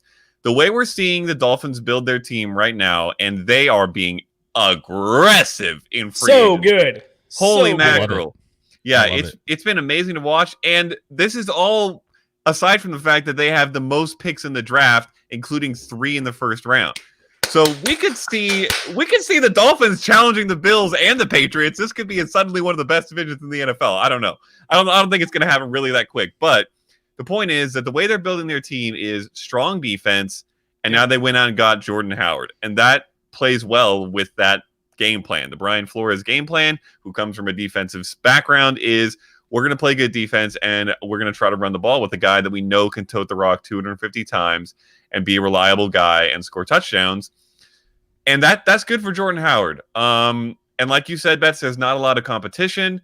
That means more carries for him. I really wish he could get involved in the passing game.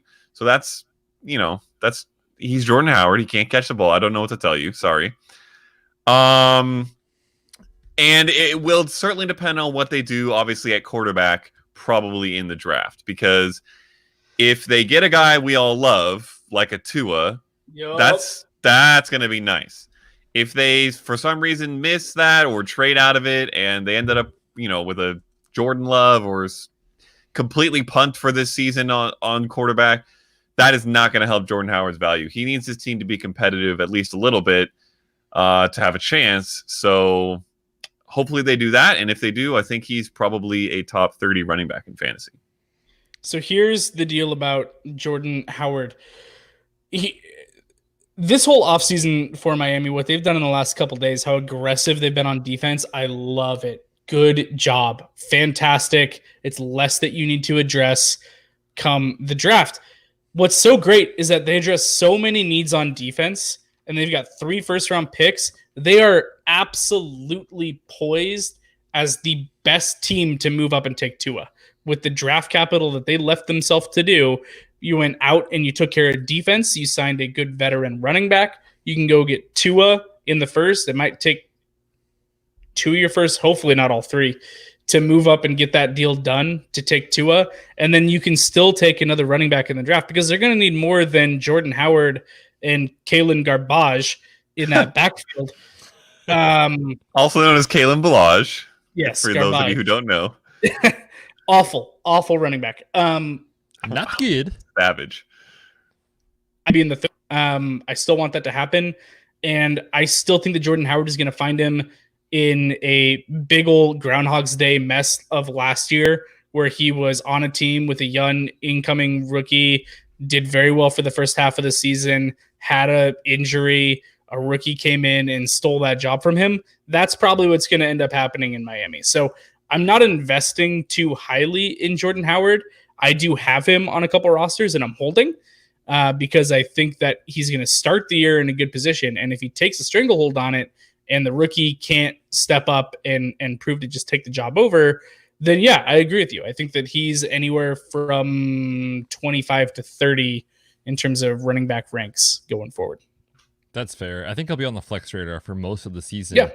Yeah. But if a rookie lands there who's more talented and wins out, then yes, it would make sense for them to move on and really give the touches to that rookie, a la Miles Sanders, like John's alluding to, with the Philadelphia Eagles of last year. So it's encouraging for Jordan Howard. I mean, what they're doing in Miami is awesome. They are winning free agency, and they are making big-time signings that are going to help them this year. So it's, last year we were like, oh, they're tanking, like, no doubt about it. This season, I don't know if that's the case. They have players in-house that can help them win right now. Do I think they're a playoff contender? Maybe not, but I think they are 2-ish years away from being a legit franchise if they can get a quarterback to run the ship. So I like what they're doing a lot there down in Miami. Okada, go ahead. I know that we're desperate to return to Tom Brady talk, so I just have to make a quick note. It's actually not about Tom Brady. It's about Jameis Winston. I feel like we should have mentioned that Jameis Winston is a free agent and the Patriots need a quarterback. And I seem to recall mentioning at some point, I don't remember if it was on the pod or on Twitter, that would be one I would be very interested to see, would be Jameis Winston to the Patriots. So I think we talked about what are the Patriots are going to do. That is still an option. I think Jameis Winston has a chance to be a franchise quarterback, but you might be able to get him for cheaper than obviously like a Dak Prescott went for or a Kirk Cousins. Could be a win for the Patriots. That's all I have to say about that. So here's the deal, Okada. I'm gonna step away from the camera for approximately 2 minutes, and I would like you to go on a gigantic diatribe about why Jameis Winston makes sense in New England. Okay? Oh my gosh. Okay, go. First of all, he has his eyeballs back, so that's a good start. Hashtag LASIK surgery. Listen, I kind of wanted the Patriots to go out and get Marcus Mariota because I believe that Belichick believes that he can take a guy that maybe everyone else has given up on, but who he knows has upside, and turn them into another 6 Super Bowls or whatever. This guy, Marcus Mariota, signed with the Raiders. Who knows why? But Winston is as close to Mariota as you can get, considering they were picked one spot apart. They've had not too similar careers, but somewhat similar in the case that they have not lived up to what they were supposed to for slightly different reasons. But I think that Jameis Winston is a guy who, under Bill Belichick, arguably the greatest coach of all time in this sport, if not any, could learn how to actually play quarterback without throwing an interception every 5 passes.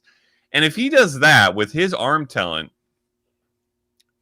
we're talking about a guy, Betts, who could throw 5,000 yards and 40 touchdowns and not 30 interceptions and take this team back to a Super Bowl.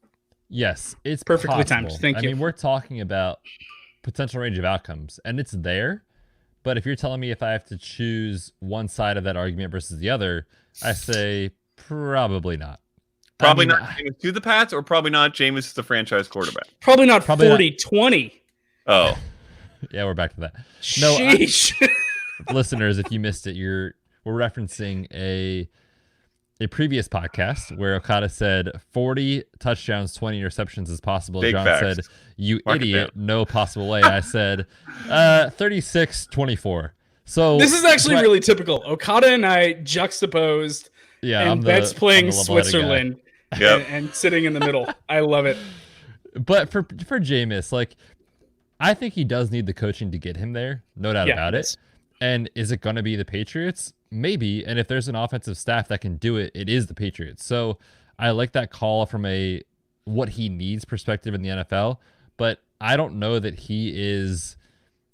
I don't know that he is the type of player that can make those changes. We haven't seen it. Yep. So it's possible, but am I going to bet that way? No, probably not. Yeah, we'll see what I happens. mean, I agree. He had turnover problems in college. And that's the thing. We've been seeing this trend lately where people have high turnover rates in college and people think that they're going to come into the NFL and suddenly fix that. And it just is not proving to be the case. Sometimes you get a unicorn like Mahomes where, yes, it happens. But he was this way in college. He's this way coming in. He's shown it over, has it been 5 years already that he's been in the Winston? league? Yeah. I think it's so. been 5. Yeah. That's surprising. Man, that went Time fast. flies. It Goes so feels like quick. less because he hasn't played all the games because he keeps getting benched for Ryan Fitzpatrick. Right. Roasted. Oh, Fitz magic. Boom, roasted. Love it. Yeah, that's my concern. Yes, could potentially Belichick and coaching staff knock down the turnovers a little bit? Yes, but I don't know. I kind of think we've just seen what we're going to see out of Jameis. I think we've seen his ceiling. I think he's just an absolute gunslinger that's going to launch it all over the field. Touchdowns to interception ratio be damned. It doesn't matter. He's just going to throw it. One thing we know is he's gold for fantasy. So Oh, yeah. Great. wherever he signs, I mean, the wide receivers we have to talk about when that happens. We're going to find out pretty soon where that is.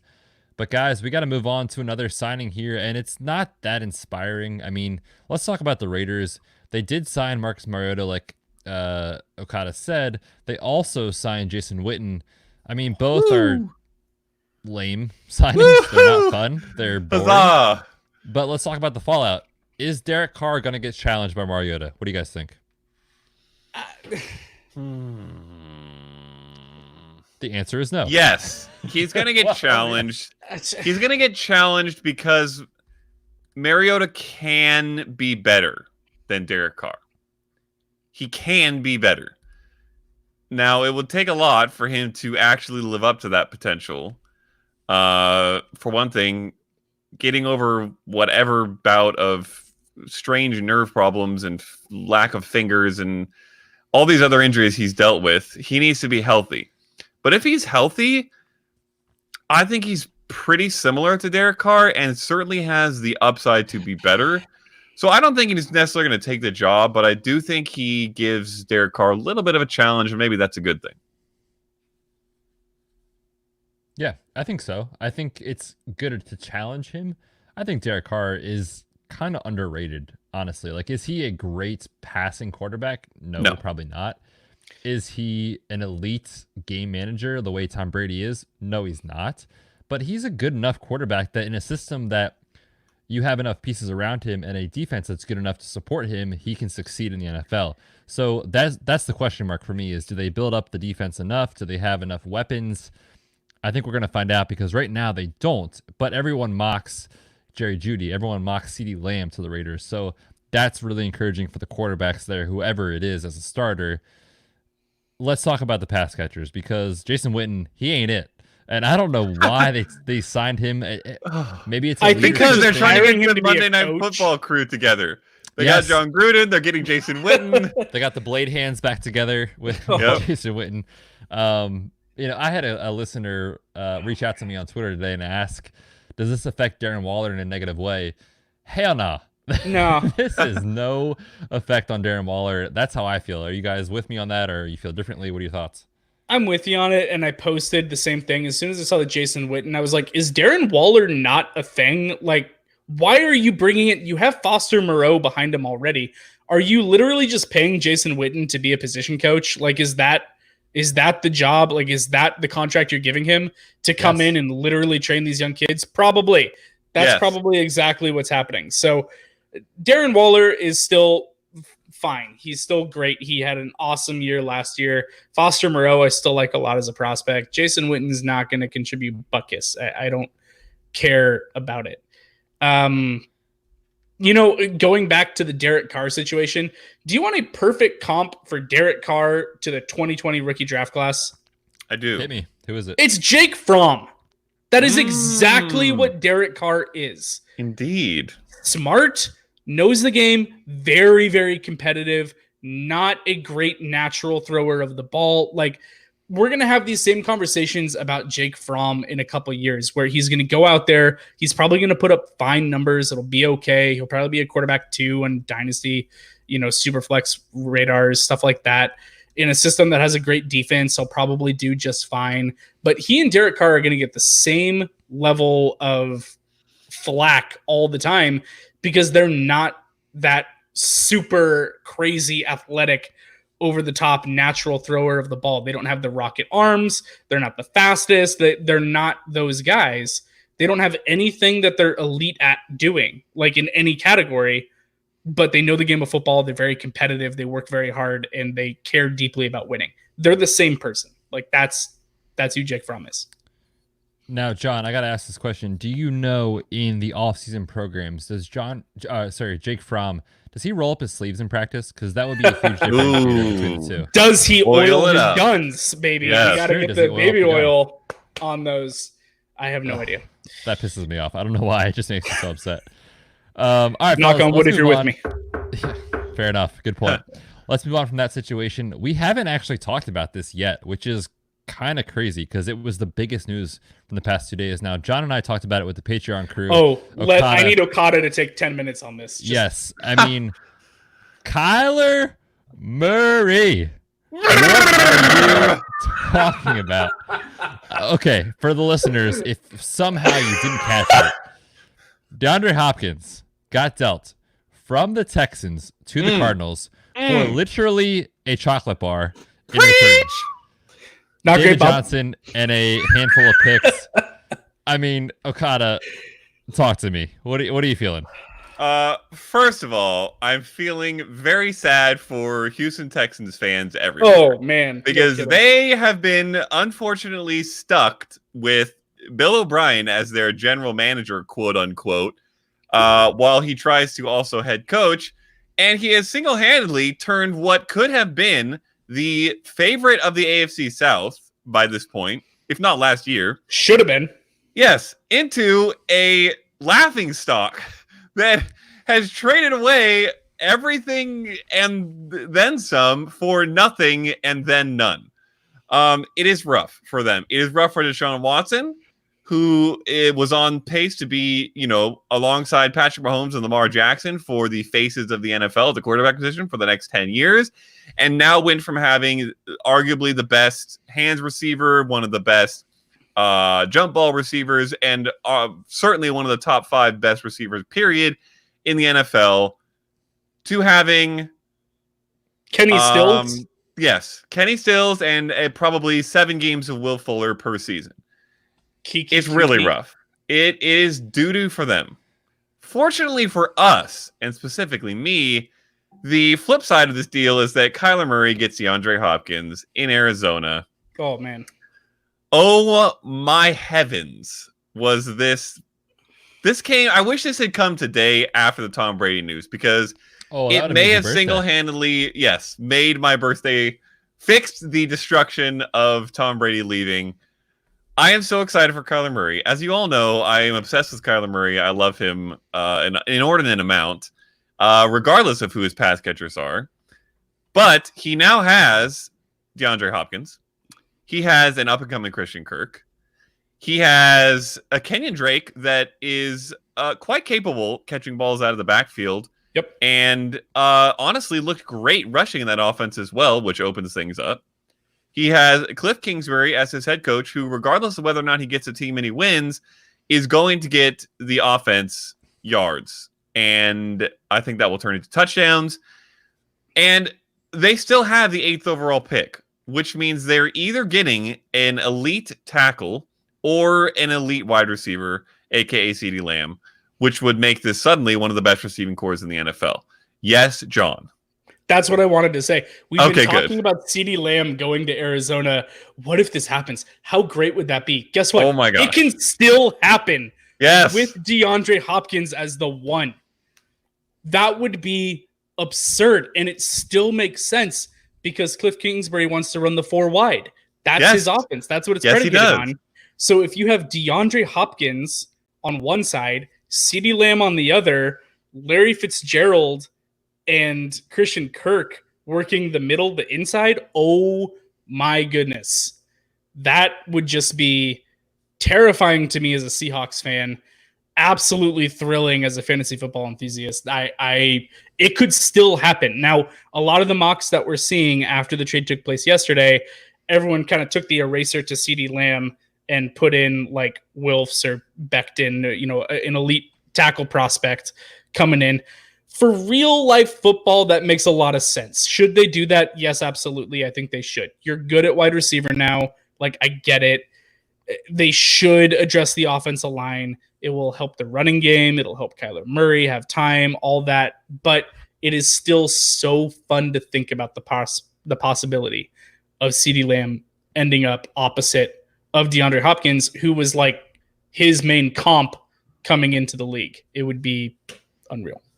And of course, it is worth mentioning that second round pick, which was really the main compensation, is the 8th pick in the second round, 40th overall. That is a valuable pick, It's a good pick. and they don't have that to go put towards an offensive lineman. So if they skip offensive line to get CeeDee Lamb or whoever else, they ain't getting a starting offensive lineman. And it's, whether or not it works, I hope it happens.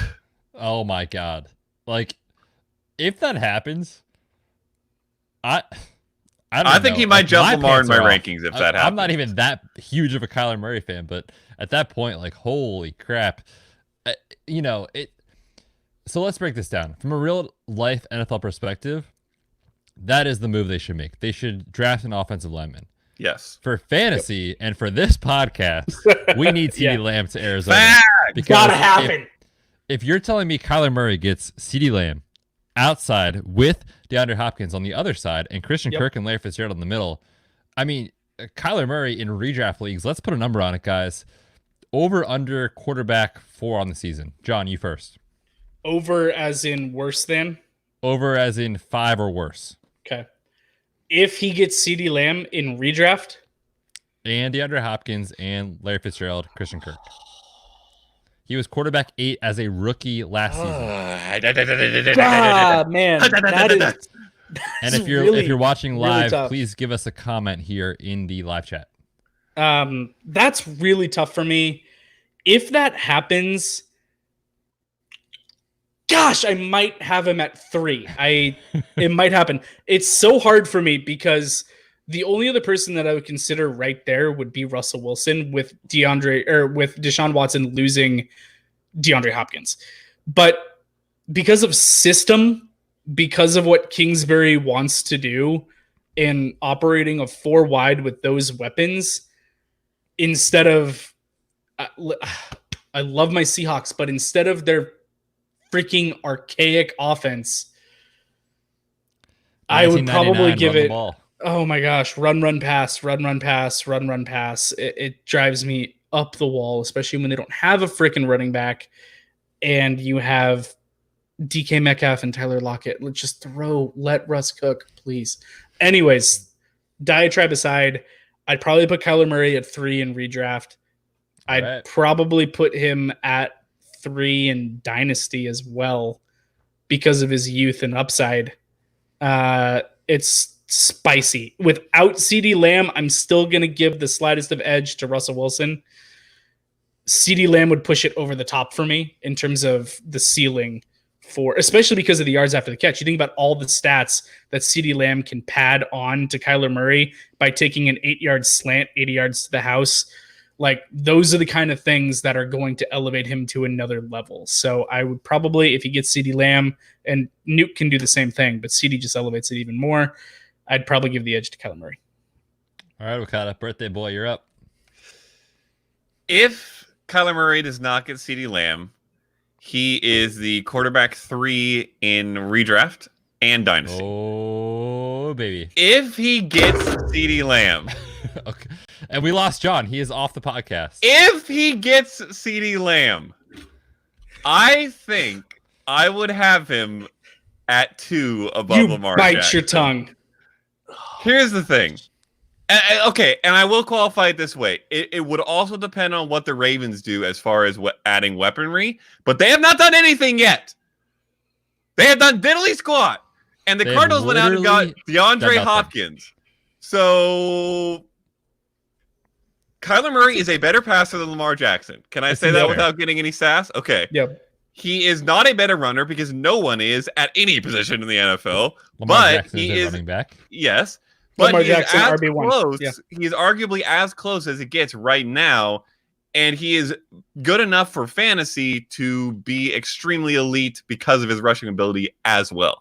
So you take those things, you add a 5 times better receiving core at that point if you get CeeDee Lamb and the Ravens haven't gotten anything, maybe more than that, 10 times better.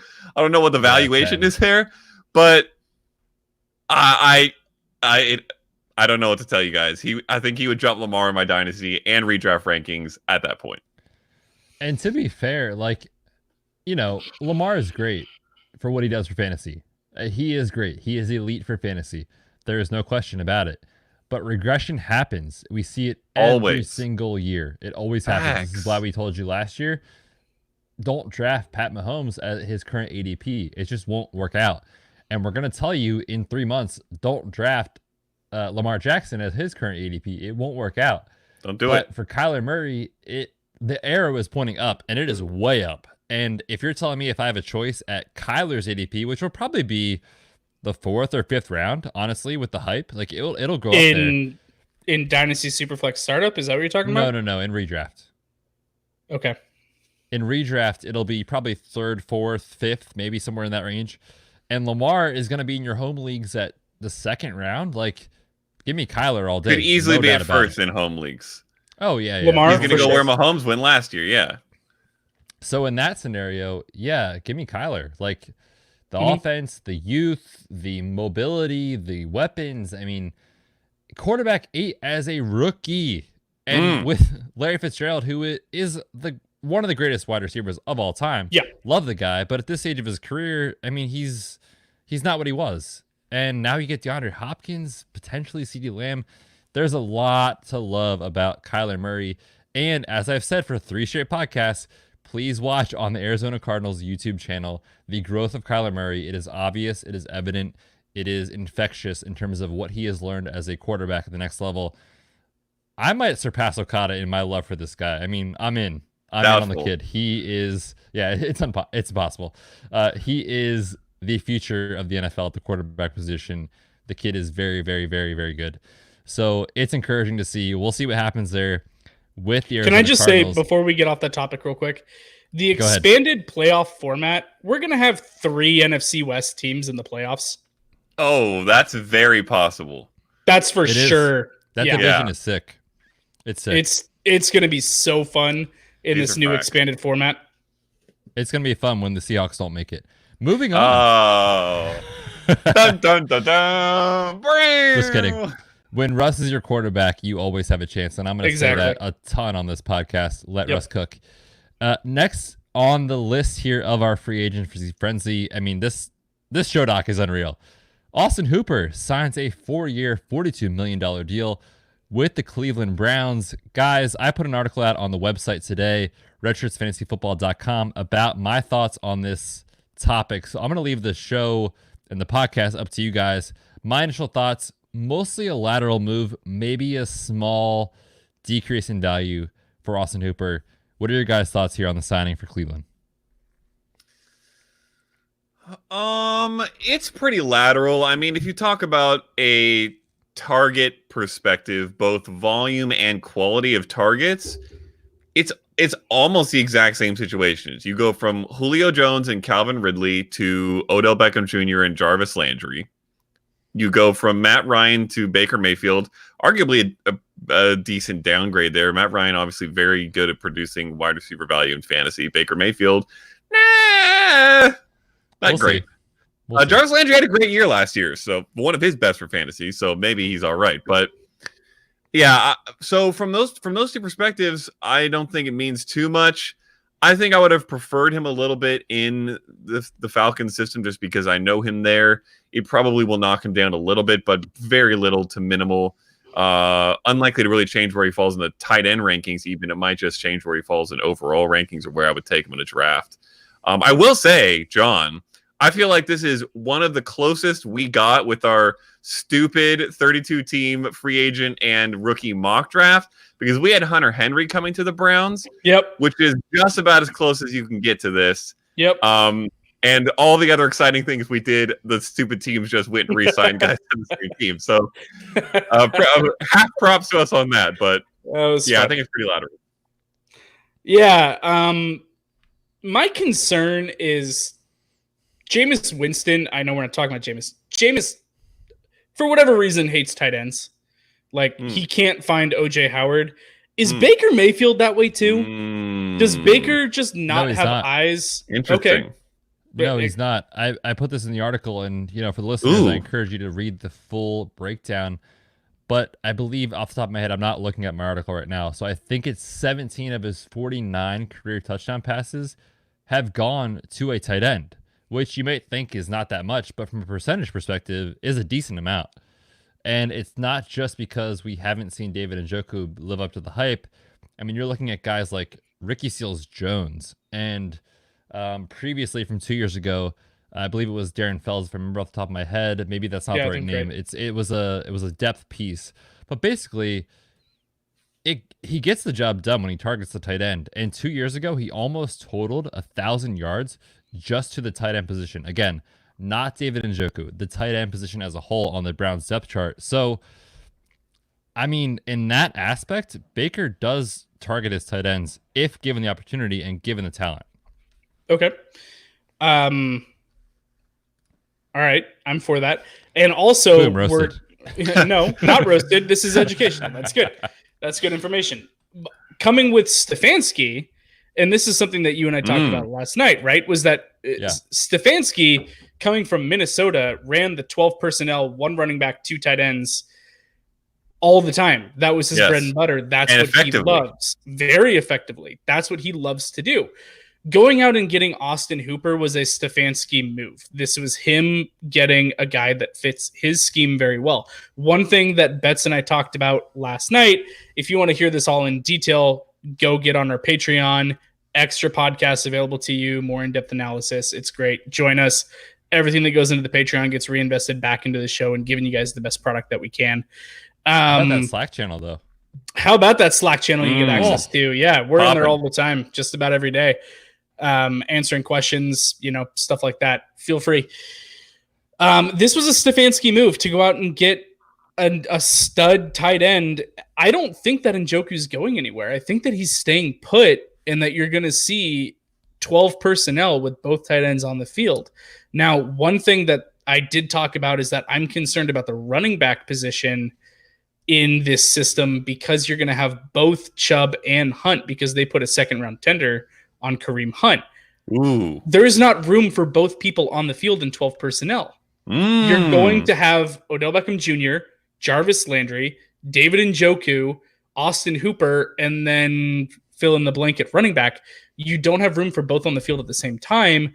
I think that their combined touches is going, combined as a whole, the running back position is going to perform very, very well. I don't know that either one of them is going to get enough work to put up truly elite top tier numbers at the running back position in that system. But going back to Hooper, this fits Stefanski's scheme very well. He's going to be the tight end 1 in that system, to Njoku being a tight end 2.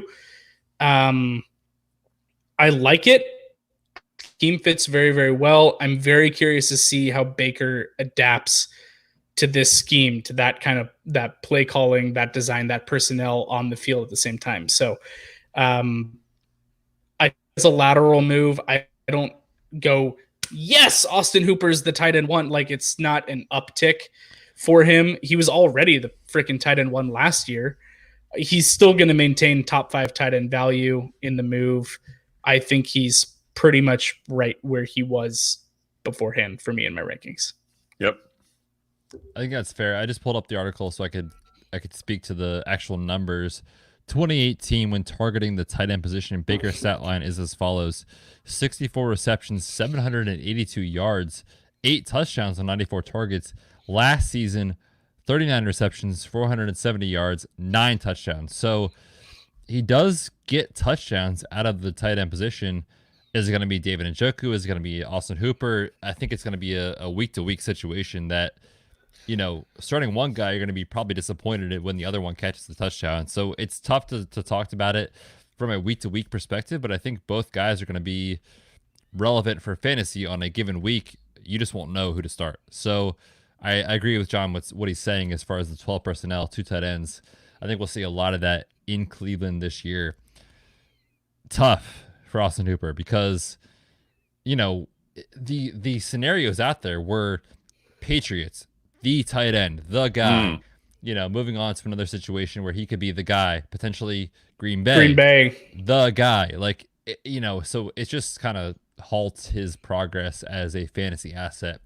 But a good player and obviously a good pass catcher. So good news for Baker, I think, in that situation where he does target the tight end and could be a good player here moving forward for Dynasty and for fantasy, obviously. I'm not sure where you're planning on going, Bets, but since we're on the Browns, I don't suppose we could quickly touch on the Kareem Hunt tender, which is probably an underrated thing in a lot of reactions. Yeah, go for it. Let's do it. Yeah, so the fact that, and it's a lot of weird gobbledygook about what it does, but the fact that the Browns want to keep Kareem Hunt around, essentially, I think is dangerous for Nick Chubb. Yep. I think it is troubling for Nick Chubb. I was in the camp, and I can't remember if you were on my camp or not at the start of last year. I don't think you were. Maybe you can correct me. That was saying when Kareem Hunt comes back, it is going to affect Nick Chubb quite a bit, enough that it should affect draft rankings a little bit. And it did. It did. I have a tweet, which I will credit Michelle Majuk for, that just popped up on my timeline. Yeah. Who uses the RotoViz splits, very powerful tool, to provide this information about Hashtag Kareem not Hunt, a sponsor. True, and Nick Chubb. Not paid content. Without Kareem Hunt last year, his pace was RB4 in points per game. With Kareem Hunt, his pace was RB22. Yikes! In points per game. He averaged almost 7 more fantasy points per game when Kareem Hunt was out. It is not good. Kareem Hunt is such a good running back and a very versatile one, more versatile than Nick Chubb, who is fine in the passing game, but not like Kareem Hunt. Yep. It is not a good thing for Nick Chubb's fantasy value in redraft or in dynasty. Now, does it tank him? Does it take him out of the RB1 conversation? Not necessarily, but I will throw a question to John, who has his hand raised. What do you have to say? I have a question for you. Oh, it's right back. Yes. This is a question for you. Can you explain what a tender does? Oh, gosh. Roughly? Not well. Mr. NFL Network. Come on. Yeah, I could figure it out for you and give you good information. I'll tell you what. You guys tell me your opinion, and I will get it pulled up so I don't say something wrong. Okay. Yeah, I'm in a similar camp. Even in a more progressive offense that uses 2 running backs on the field at the same time, where you could see potentially Kareem Hunt lined up in the slot where Nick Chubb's in the backfield. That causes some mismatches for defense. They don't know necessarily what's coming. Is this a run play, pass play? We're not entirely sure. I would still have concerns based on the numbers from last year about Chubb's production with Hunt back in the system, especially going into a system that Stefanski runs where it's 1 running back on the field at the same time. He was Minnesota last year. Did Dalvin Cook have another running back on the field with him other than a fullback?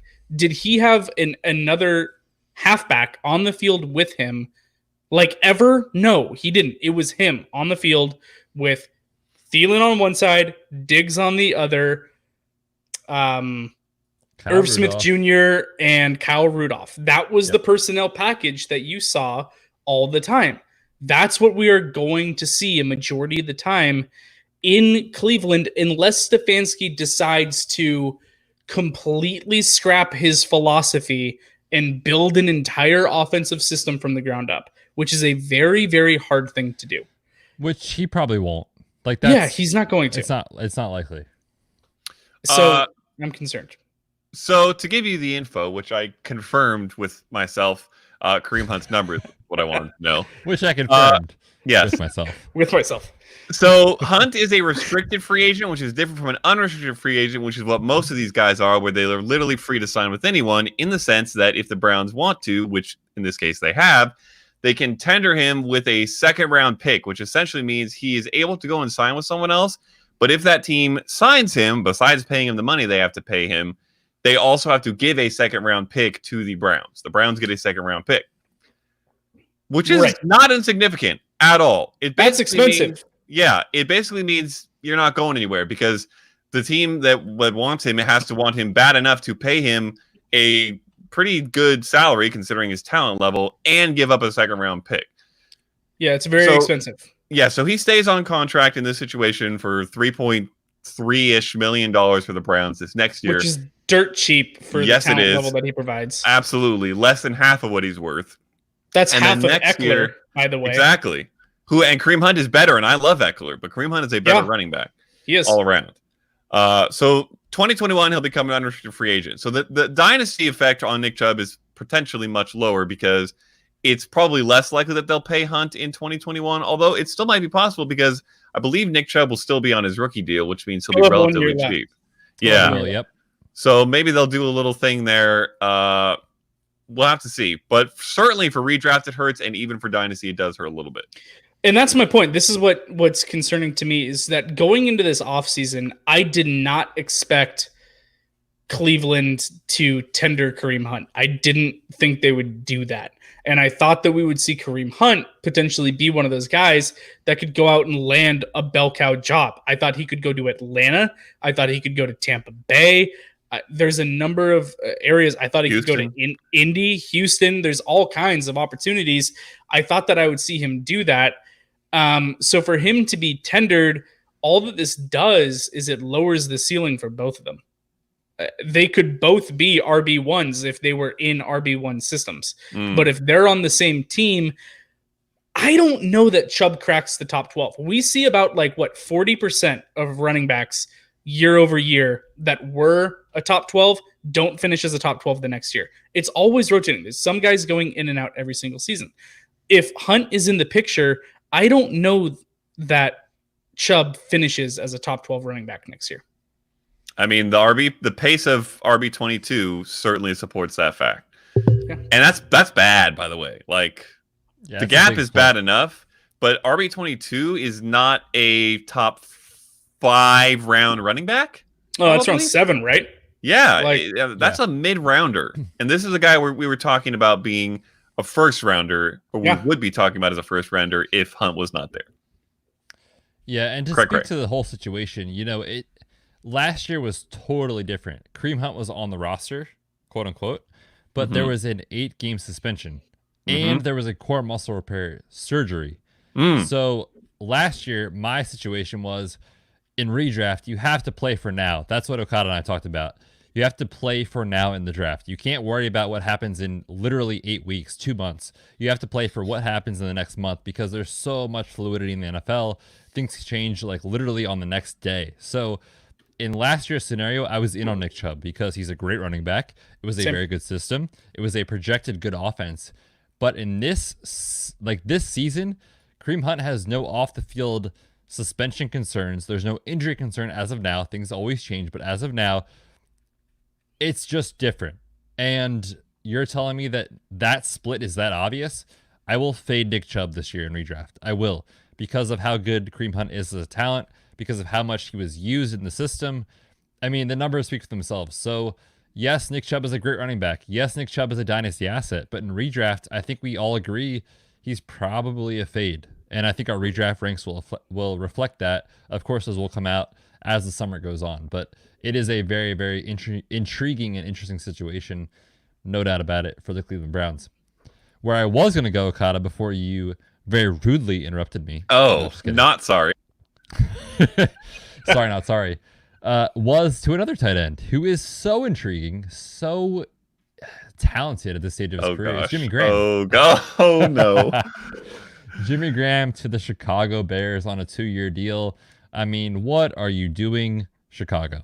I do not know. What was the number anyone know? that Okada that you and I talked about earlier? Was it 7 or 9? 9. They have 9 tight ends on roster. And 9. Unreal. And incredibly, of those 9, 0 are good at football. None at this point Hey. in their career. Trey Burton is good. Is he healthy? No. Is he good? Yes. Mm. I mean, he did catch that touchdown in the Super Bowl against the Patriots. Oh, Boom roasted. thrown by yeah. That's not important. Listen, it's no, thank you. I will have no part of this. Jimmy Graham is out of my tight end draft perspective. Yep. I do not want him on a train. I do not want him on a plane. I do not want him in the 12th round, which is not where he'll be going. Get him out of my face. Here's the thing. Listeners, this is a PSA. Someone in your league is going to take Jimmy Graham on name value alone Facts. way too early. Way too Let early. them. Let them. And If you're God, considering between Jimmy Graham and Dawson Knox in Dynasty, take Dawson Knox. If you're easily. looking at Irv Smith Jr., take Irv Smith Jr. If you're looking at Mike Gesicki, take Mike Gesicki. All of those guys. I mean, someone is going to go, oh, it's Jimmy Graham, and maybe he'll give me 1 or 2 years of really good production before he retires. He won't.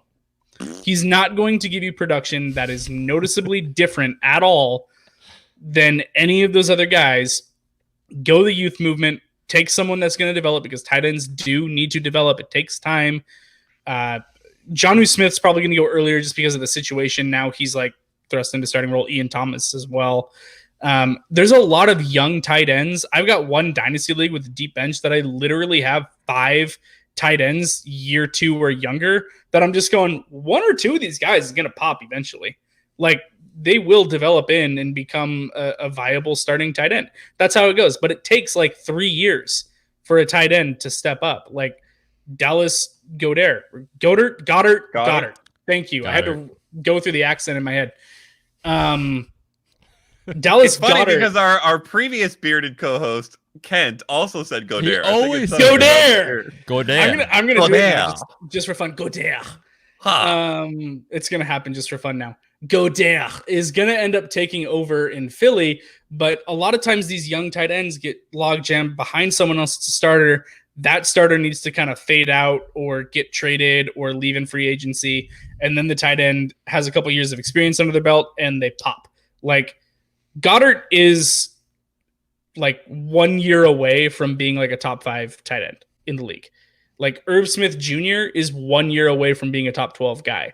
Mike Gesicki, if their offense starts cooking this year, if they go get Tua, Gesicki could pop and be a top 12 guy this year. Like there's so many young tight ends to put your money on instead of going with the aging, hurt, like just lumbering. Like you thought Gronk was slow in his final year. Jimmy Graham is just like a falling tree off the line of scrimmage every single time. So please do not take Jimmy Graham. I beg you. He does nothing for me. Take one of the 10 other young tight ends that could potentially develop. Yeah, it's like, let's be honest. We don't need to really spend a lot of time on this. Jimmy Graham he was a great asset for fantasy. He was with Drew Brees in New Orleans. Oh, yeah. Certainly times have changed. Yeah, don't draft him in redraft. No doubt about it. Last player, I think, guys, on our list. I think we covered every single player on this list except for AJ Green, which is really intriguing. I am going to let you guys talk about the depth chart and his value. I'm going to talk about injury when I get back. I'm going to take a brief pause in the podcast. Guys, AJ Green signs, or it doesn't say signs, gets a Tags. a franchise tag, thank you, with the Cincinnati Bengals. Go ahead. Well, as the resident Tyler Boyd truther, I like it. I like it. I like another year of AJ Green here, and still a potential to sign him to a contract after that. We'll see. I think it might depend a lot on how well he gels with a certain rookie quarterback that they are going to draft. But Tyler Boyd has been very good with AJ Green on the field. I think it is helpful to him to have a dominant guy across. Now, to be fair, he has to actually play football in order to be useful to the Bengals or Tyler Boyd or my fantasy team. Correct. And that is not something he's done very much of lately. 9 games he's played in the last 2 years total, I believe. None last year. So he needs to get healthy. Betts would give us a lot of good information on that if he hadn't gone to a potty break. But he has also given us lots of good information before. So if you haven't heard, go back and listen to some of our previous podcasts, including, I believe, the free agency preview podcast. We talked a little bit about AJ Green. But if, John, we see good reports in camp, assuming there is camp at this rate. If we see good injury reports, and it sounds like he is trending towards being a week 1 starter, and Joe Burrow is the quarterback, or Tua, just to say they go crazy and draft Chase Young for some inexplicable reason. Mm-hmm. Is he a wide receiver 2?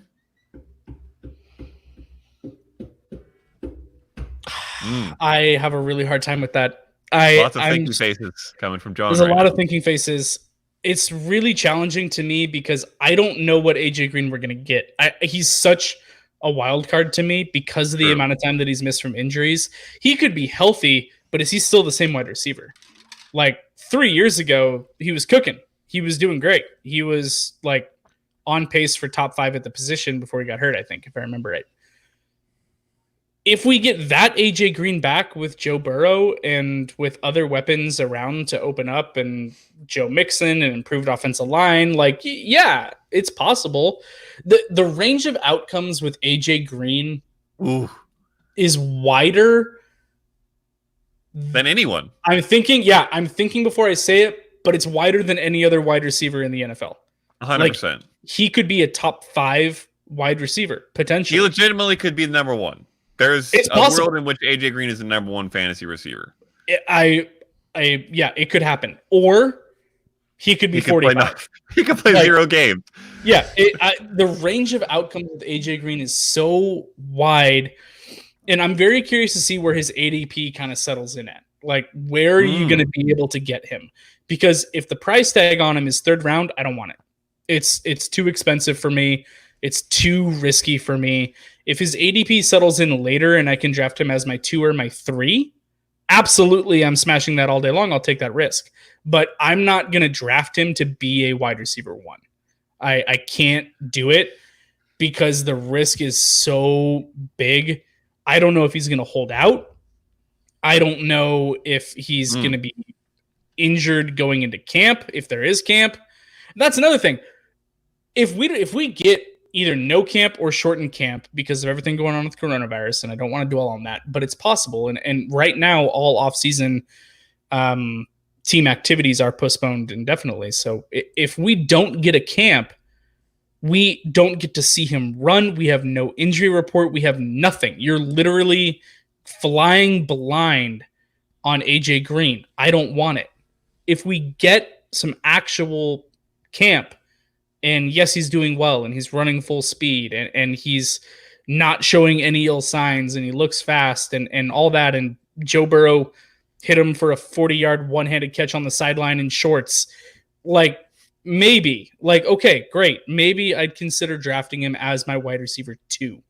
But that is the highest I'm going to draft him because of the risk. I will also say, like you mentioned, we're not trying to dwell on the coronavirus situation, but it does affect this sport less than nearly every other major sport because all of their seasons are canceled and the NFL season is over. However, if this does extend into the early summer, it is going to have a large effect on a lot of situations for the upcoming season for fantasy. So you just need to be aware of that. And in a very quick lick the thumb, stick it out, what do I sense in the wind reaction? I would say it hurts every rookie quarterback coming out of the draft that you might have otherwise wanted to put in as a fantasy starter. Absolutely. It hurts every team that got a new free agent quarterback. So that's the Buccaneers with Tom Brady at this point. And any other teams that moved a lot of pieces or got a lot of big pieces in the draft that are crucial to your fantasy lineup. it is going to hurt all those things because all of those players need time to gel in these camps. That's what the camps are for. The rookie mini camps specifically start earlier in the year, in the spring, for that reason, so that they can start to learn offenses and get to know their players. This will have a legitimate impact on the fantasy season, even if everything is over with and the NFL season does not get postponed at all. So just keep that in mind if you're doing early dynasty drafts, which might be a bad idea, and things are looking bad from a coronavirus perspective. That is my coronavirus PSA for the day. I'm done. Bets, how do you feel about AJ Green? That's a great point, honestly. Like, the fact that we have to talk about this, it sucks. It does. But it's real. And for wide receivers with a rookie quarterback who presumably is going to be Joe Burrow, he is going to be the starter, it's a huge factor. And Joe Burrow is a great prospect. But in year one, the numbers historically, even with no crazy pandemic in the country, like, they're down across the board. They are down with a rookie quarterback. So that alone is a huge concern. Now you throw this huge issue with coronavirus into the situation, it's a major concern for Joe Burrow. So I think that's a great point. But the other factor, and we'll talk about the health here with AJ Green, is that last year was not a fluke. People always say, was he holding out because he didn't want to play because he was injured because it was the Bengals? He was actually injured. I mean, you watch the videos of him doing his pregame workouts, and it doesn't take a rocket science, but if you have a little bit of experience with the film analysis and with watching players move coming back from injury, it does look different for AJ Green. He's not pushing off of his injured left ankle from late July, even in like November, October, middle of the season. He had a cartilage injury inside the ankle joint, which takes forever to feel normal. So last year was legit for AJ Green. I don't fault the guy for not playing. He was hurt the entire season. It takes 6 months at least to feel normal from that surgery and that type of injury. So this year is different than last year. Entering week one, he is going to be at a much different place than he was last year at week one, like night and day. But there is concern about an overall health perspective. You're talking about a major hamstring injury from 2.5 years ago. You're talking about a major toe surgery from last offseason. You're talking about a cartilage injury inside the opposite ankle. I mean, the signs are just not good for AJ Green. So do I love the player? Yes. Is he a phenomenal talent in the NFL? Yes. But if we're looking at a logically calculated risk for injury, I'm going to recommend to fantasy players to fade AJ Green because of the quarterback situation, because of his injury concerns. It's not good. It's not good for AJ Green and his dynasty. Not great, Bob. That's where I'm at. Oh, guys, that was so much content in the last 2 hours. It was unreal. Oh, wow. For our listeners on this podcast, if you're just catching this episode, we talked about all of this in the same night. On our last podcast. So please check out both of them. Please subscribe to our YouTube channel. Please follow us on Twitter at RedshirtsFFPod. Please follow John at JCW Helmkamp. Myself at The Fantasy PT. Okada is at Matt Okada. It is Okada's Sweet 16 birthday on this podcast. I would guarantee you he would love nothing more than for you to leave us a rating and review in your podcast app. Please wish him a happy birthday. Guys, this was so much fun. Unreal. Crazy few days in the NFL. Anything else for the people before we get out of here? I have a closing point, Bets. It is not at all what you would guess. If you guessed 70 things, I guarantee you would not guess what it is. Here's what it is. The New York Jets have invested a lot into the offensive line in the past 2 days. I mean, George, they have invested a lot of money into the offensive line. Now, whether or not that offensive line is going to be exceptionally good based on the players they sign, yet to be seen. However, what it tells me is that they want to build a team that can actually block for Le'Veon Bell and Sam Darnold. Maybe a little bit interesting for those players if you own them in Dynasty. No. Listen, I am still on the Sam Darnold wagon. Oh, I am still like, I still think that he's a good prospect. I think that Adam Gase is atrocious and that team True. has absolutely sucked. But if you tell me that Adam Gase gets fired after this season and you get an actual coach in there, yeah, Sam Darnold's still very young and very talented and has good natural abilities. I think that Sam Darnold is a fine dynasty project that I'm going to hold on to for a while. I think that's fair. I'm out on skill players for Adam Gase until we see Yep. otherwise. I think would Sam help Darnold is a great prospect. I mean, he's still so young. So yes, dynasty long term, I'm in. Short term, Le'Veon Bell, I'm out. And let's not forget, Robbie Anderson is probably gone at some point. Mhm. Maybe. Like right now, legitimately, Jamison Crowder is the team's wide receiver 1. So, no, thank Which, you. as I've said many times, if you want 18 targets, 14 catches for 29 yards, Jamison Crowder's your guy. Yeah, that's it. That's it there. Well, let's close the show out on a very positive note, obviously. The Jets? With the Jets. Only Okada will bring that up. Jets. Guys, what a podcast. What a live stream. What an evening on Okada's birthday, on St. Patrick's Day. So much fun. Guys, if you're listening and you like what you're hearing, please leave us a rating and review on your podcast app. It helps us out a ton. Patreon.com/RedShirtsPod if you want even more content. And if you want to interact with us every single day at every hour, that's how you do it in the Slack channel. Bonus podcasts, off-season research projects, etc. So much information on there. Please check that out. Guys, we will be back soon enough. Until then, we are the Red Shirts.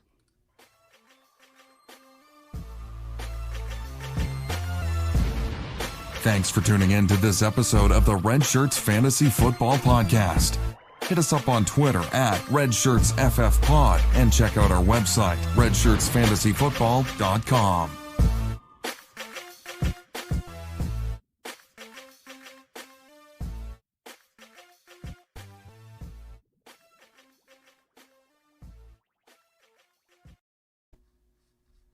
Wowza. Yeah. Yeah, man.